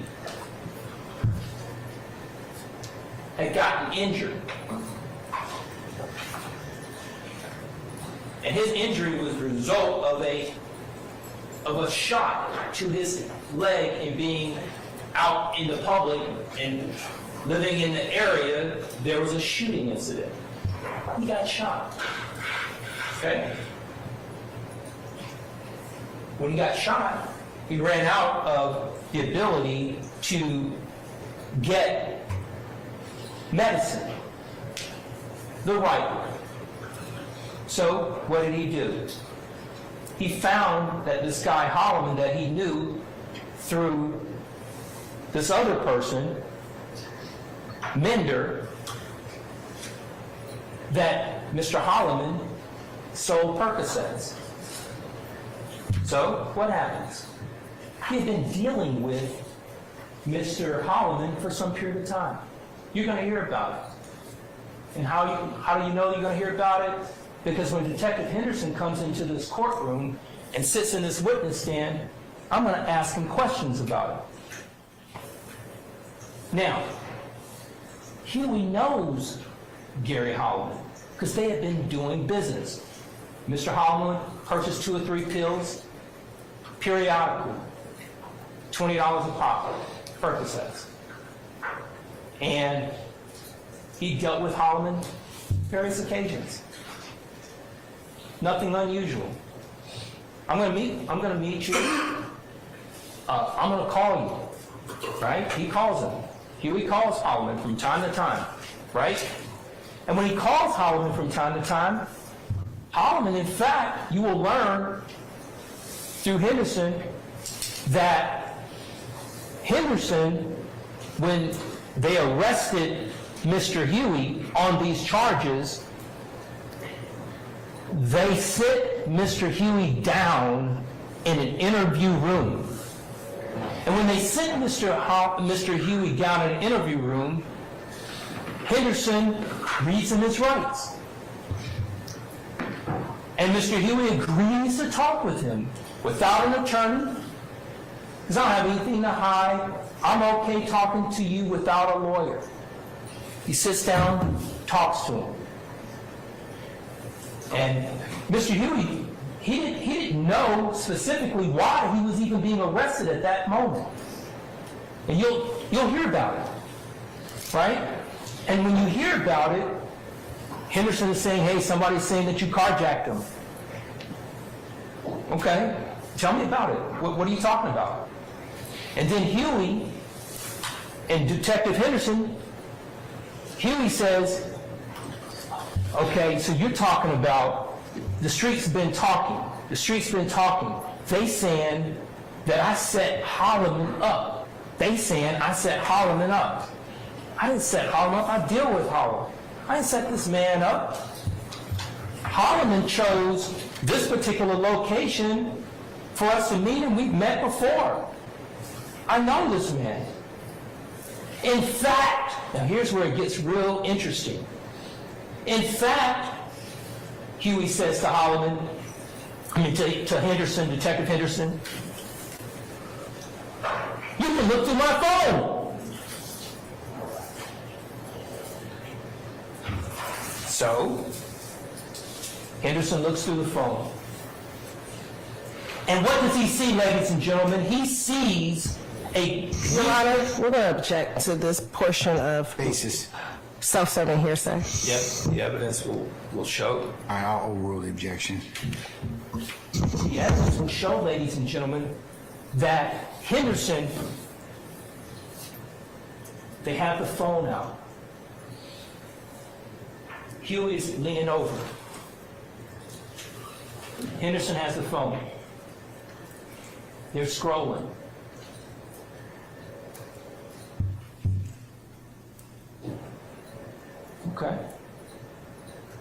Okay. But the warrants had already been written up. He was in jail. He was arrested that night. He was being arrested for it on the 24th of November, 2020. But Mr. Huey shows Mr. Henderson that he and Holloman had a relationship. You got something I want, you got something that I want to get, some Percocets, they're available. That was our relationship, right? Now, that's what Huey says to Henderson, and is corroborated in a phone that belonged to Mr. Huey that Henderson was allowed to look at on that particular morning when they arrested this man. So that's what came out from Mr. Huey. Let's talk about what came out from Mr. Holloman when he called 911. So what does Holloman basically say in the 911 call? He says that I just got robbed, and he says my nephew homeboy robbed me. My nephew's homeboy robbed me. That's what he says. And I was meeting with him because my nephew wanted me to give him some money to put on my nephew's books at the Fulton County Jail. That's what Holloman says to 911. Now, you're going to ask yourselves, ladies and gentlemen, the evidence is going to show that you don't need to give money to your nephew's homeboy to put on your nephew's books at the Fulton County Jail. The evidence will show there are many ways in which you can put money on somebody's books at the Fulton County Jail instead of giving money to your nephew homeboy. So, you are going to have to reconcile that story that my man Holloman told 911, and in the 911 call, he didn't say, that's what he said, my nephew's homeboys, I'm putting some money, giving money to giving some money to my nephew homeboy. That's what he said. So you're going to reconcile those. You're going to have to balance those two versions of events. You're going to have to ask yourself, and here's the other thing you're going to learn with this same case. You're going to learn that Mr. Holloman tells Mr. Henderson that Mr. Huey didn't have a firearm. And he's going to say, whatever he's going to say from my understanding is somebody just walked up out of the dark and put a stick on him and took his car, not Mr. Huey.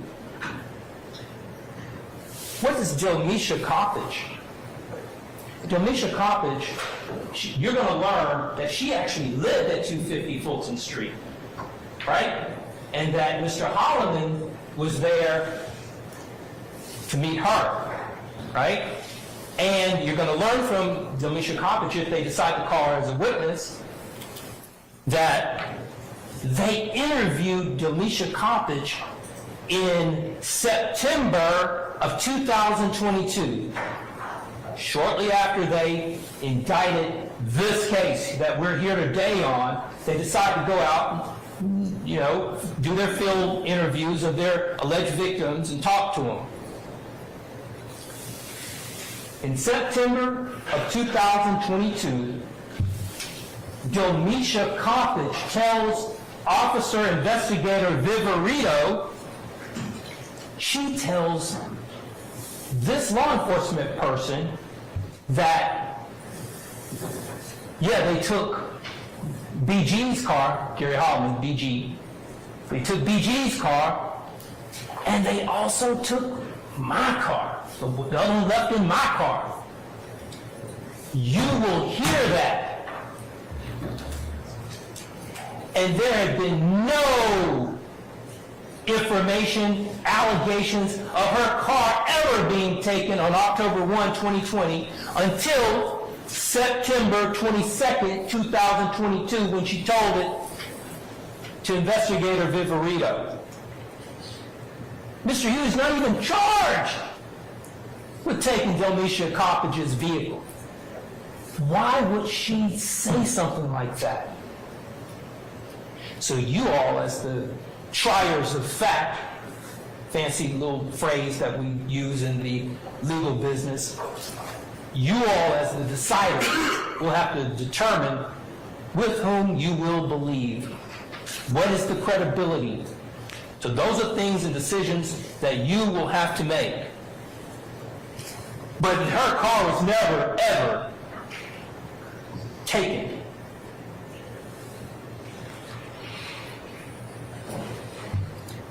These are the items that were claimed that had been taken: a Buick LaCrosse, Gary Holloman's cell phone, Delmisha Coppage's cell phone, and Mr. Holloman tells him $10,000 in cash.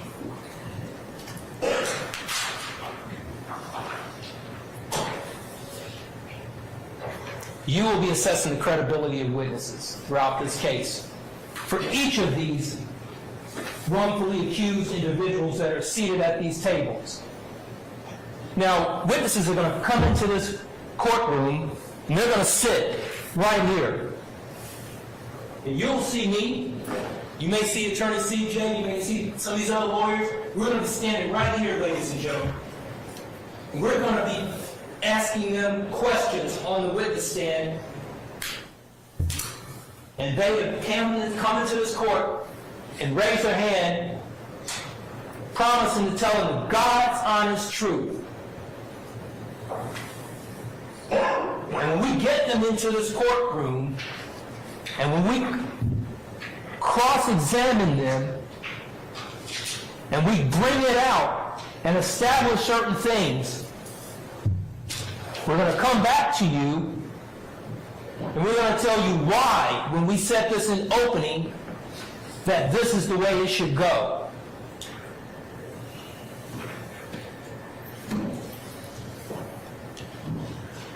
Let's change gears. One last gear, a few last gears to change. I know it's a long day, we're getting there. Now, ladies and gentlemen, let's move to a different day and time. So that was that case. So we have covered counts 3 through 7 for an April 26, 2019 situation. We have covered, and by the way, before I get into this, let me back up one more step.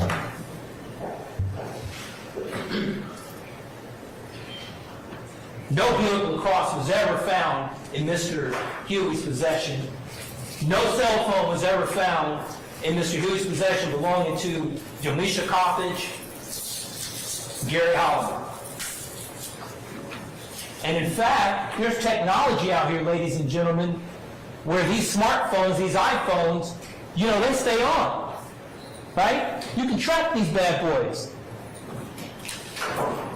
We're going to be asking questions down the line. So when I'm up standing and cross-examining and talking to these witnesses, pay very close attention to, that technology, these smartphones. What did Detective Henderson do to follow up?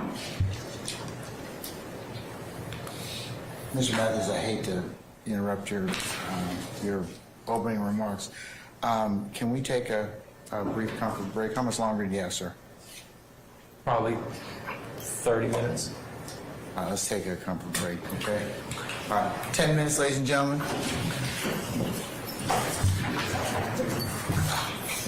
All right, for the jury.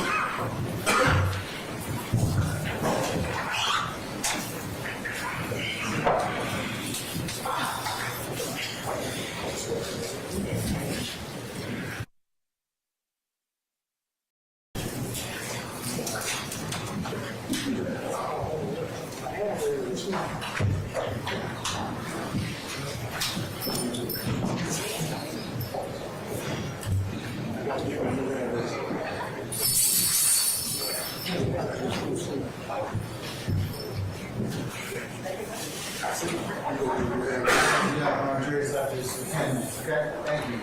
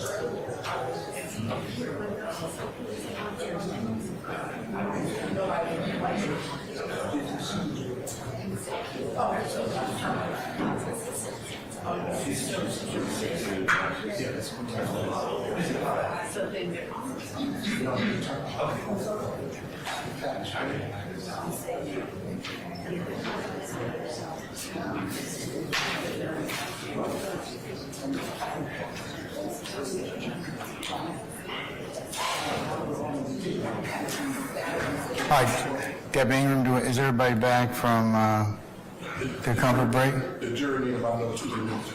Okay, we can take up another matter, but how about our other? Everybody's present, counsel. Okay, all right. I'll ask you to check on our jurors in about 5 minutes after I take up some other issues.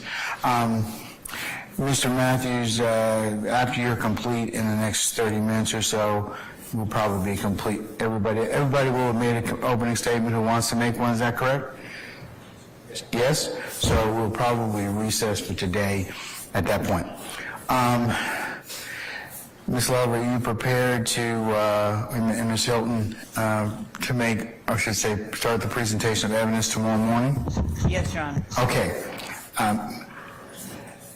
Are any of your witnesses that you expect to call tomorrow any experts at all?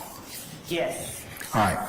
You remember that issue that we talked about before about whether or not they would be we had the issue of dual purpose witnesses? Yeah. Are any of those going to be for that reason, that utilization? When you say for that utilization, we'll be using the first witness as an expert tomorrow morning. An expert, will they testify to facts or any of the investigation?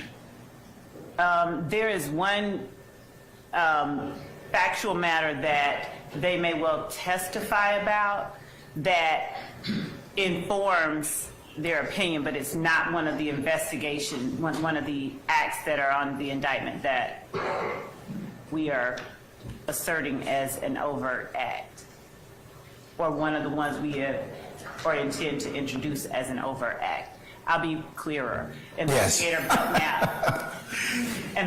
Belknap will be the first witness that we put up, and he was the person who encountered Trontavious Stevens, and one of the people to whom Trontavious Stevens said that Rock Crew or ROC was their initial name. They started out as Rock Crew, and then they became YSL or Young Slime Life, and then they changed that to Young Successful Life. Okay. Well, that's still going to probably bring up that issue of a dual purpose witness. To that end, has anybody crafted for the court's consideration a proposed instruction that I can give or propose to give the jury before that witness is called? Your Honor,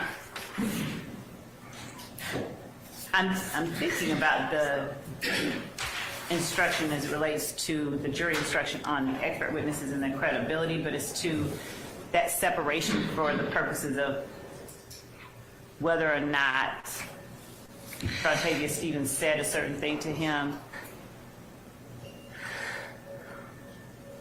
My thought on it was that because it wasn't an act, it did not or would not require for him to play the fact witness role in that testimony. I know that there is case law, and I can cite it for the court. I can send it to the court and counsels that experts' interviews with alleged gang members can be and is admissible to support or to explain parts of their opinion.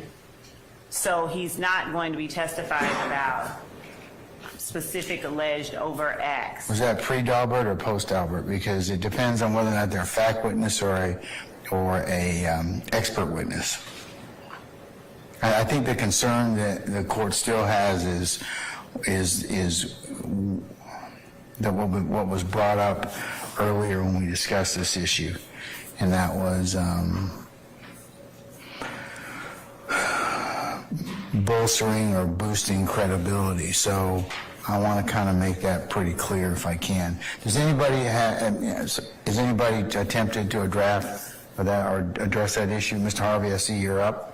Yes, Judge. Can I point the court and the parties to United States versus Jet at 908? Is that Juliet Echo Tango Tango? It is. Okay, all right. All right, and what is the citation for? 908 Fed 3rd 252. 908 Fed 3rd 252. 252? Yes, sir. And it is a Seventh Circuit case, but it has been generally adopted by the various circuits. Here's what the court in Jet says. When the expert portion of the case agent's testimony begins, the district judge should allow the government to lay its foundation and establish the agent's qualifications. After it does, the judge should instruct the jury that the testimony it is about to hear is the witness's opinion, not firsthand knowledge, and that it is for the jury to determine how much weight, if any, to give that opinion. That's the general nature. And then, at the end of the case, there is a charge in Jet after that particular witness has testified as an expert, and then, as I understand it, this witness will also be called back again to testify about percipient facts. And then there's a charge in Jet that the court should give at the end of the case. So I would refer the parties to that case. And the case in the 11th Circuit, there are two cases in the 11th Circuit, United States versus Hawkins, Hawkins, and you can tell me, I know the court report has got that spelling. That's at 934, Fed 3rd, 1251. That's an 11th Circuit 2019 opinion. The dual witness testimony, the most recent case from the 11th Circuit is United States versus Perry, Perry, 14 Fed 4th, 1253.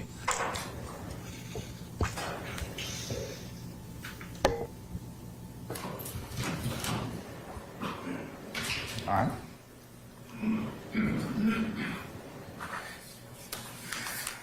All right, Mr. Harvey, would you be so kind as to send all the parties that proposed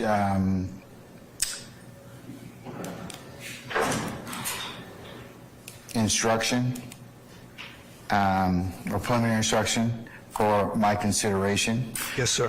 You can send that to the state, and the reason I'm taking it up now is because if we have to kind of address it and tweak it, I'm going to have you all come in a little bit earlier, and I'll tell our jurors to come in a little bit Now, that, after that. that should not be deemed It shouldn't as, take that long, but and it should not be deemed as acquiescence to the court's ruling that these. oh, in no way, Mr. Okay, Harvey. all I right. would never assume that you acquiesce to anything that Hey, thank you. the court rules upon. Thank you. So, And Your Honor asked the state whether or not the information that I shared was pre or post Daubert, and part of it was in federal courts, so it was, Daubert was being used during that time. But what I will do when Mr. Harvey sends out his proposed instruction is I will reply all with. yeah, I just want to make sure that that also when we're doing the court's charge at the end, that it comports with the proper tailoring of what an expert or a dual purpose expert. So, Okay. I just want to make for the 25 meter assessment, I just need to make sure that I give that so that they can, it's sort of credibility. So if you're going to do that and that's what you're going to call them for to begin with, I'll give that particular type of a limiting instruction at that point. Okay? All right. Mr. Steele? Your Honor, it's a tangential issue, but the same issue I just want to bring to your Honorable Court's attention. Detective Belknap, I believe, if he's called as a first witness, that means he interviewed Trontavious Stevens, in this case, while Trontavious Stevens is in custody. And if Trontavious Stevens is not testifying or did not testify, the statement that I understand will be elicited involves Mr. Williams. It states something like, YSL was young slime life, but when Mr. Williams became very successful, starting in 2014, we now just call ourselves young, successful life. That would be a Bruton issue and a confrontation clause issue for Mr. Williams. So I just don't want tomorrow you to say, why don't you bring it up today? So I'm just letting. That's I think you did before, but if I recall, I don't know if this is totally correct, but I thought that Mr. Stevens was going to testify as a I'm not saying witness. he's not. I'm not saying. And that would be the two objections if. But the order matters. Yes, it does. So, madam. Your Honor, one, Bruton involves defendants who are at the table together, and one non-testifying defendant implicates the other and cannot be compelled to testify against himself. So this is not a Bruton issue. One does not arise. Mr. Stevens has already resolved his charges before this court, so there is not a Bruton issue before the court at all. Okay. Second, regarding Confrontation, are you going to call him as a witness? the state does intend to call Mr. Stevens as a witness. And that part I can say. We do intend to call Mr. Stevens as a witness. We do not intend to call him before we call Detective Belknap. Okay. All right. All right, Mr. Steele, given that, I think you objected that before. I'll just maintain your objection, but I will just advise the state that it will be, since you have indicated and proffered to the court that you will be calling Mr. Stevens, then the confrontation issue will not be a problem. It will be a problem if you don't call him. Okay. As for the Bruton issue, I don't believe that, given what you told me, if he's resolved his issues in that respect, then there would not be one. But I'll note that objection for the record for Mr. Steele and Mr. Williams. Okay. Thank you, Judge. All right. Okay. Your Honor, we have for counsel for the defense a demonstrative aid that Investigator Belknap intends to use. He sent them to us, and we have had them printed out. He gave them to us Today, we'll send them, we'll give to each of the counsels for the defense. Can you give it to him now so Right I now. know it's been given? While that's being done by one of your able assistants, Mr. Sharp, what do you have?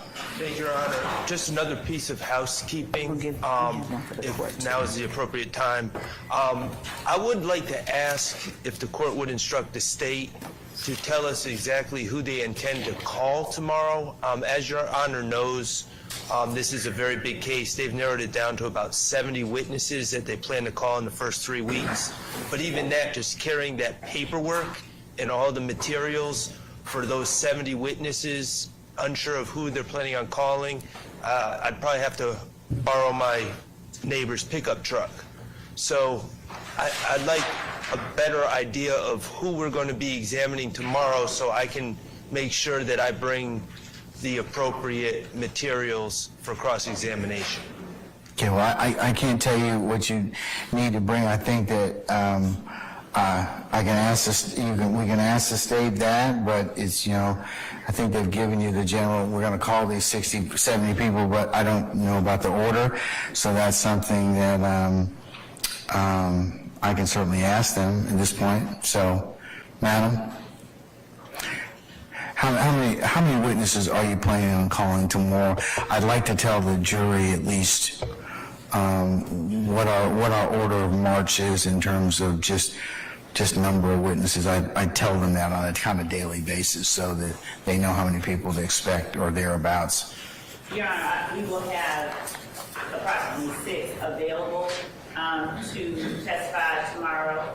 We are confirming with the witnesses as we call them up because we were anticipating people today. Yes, ma'am. And so we are having to shift that around a little bit. And if they're not, we were going to just switch the order that we will call certain witnesses.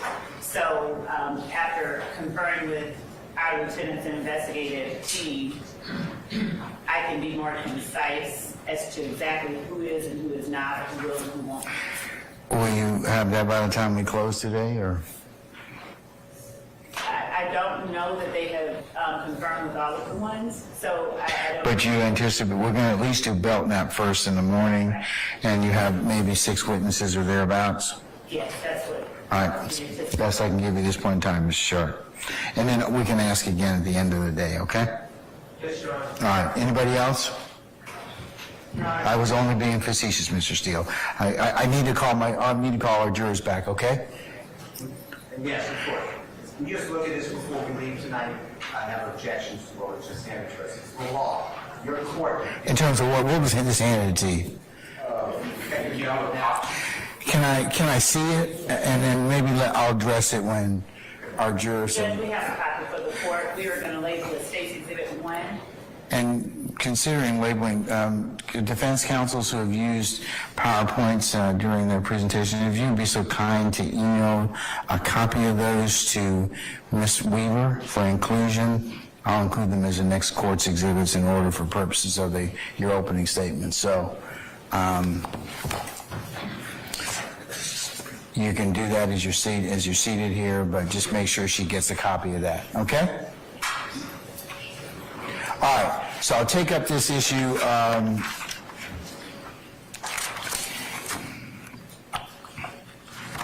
And I'll look at the PowerPoint as for Detective Belknap as we kind of finish up. So, unless there's anything else. Yes, ma'am. You're right, I have a problem with it, so I can label it. No. You want to label it? We don't want to put it. All right. Can we call for our jurors? Okay. Thank you, madam. Thank you. Mr. Botts, for you rising to get up, just a stretch, or? If you have a what? What about Mr. Harvey? He doesn't acquiesce to anything, he granted it. Oh, okay. So can we all join in whenever? What, for non-acquiescence? This is a general rule? Or specifically? There's a master rule. All right. I regret talking to you, I really do. Okay, all right, okay. All right, jurors, please. Thank you.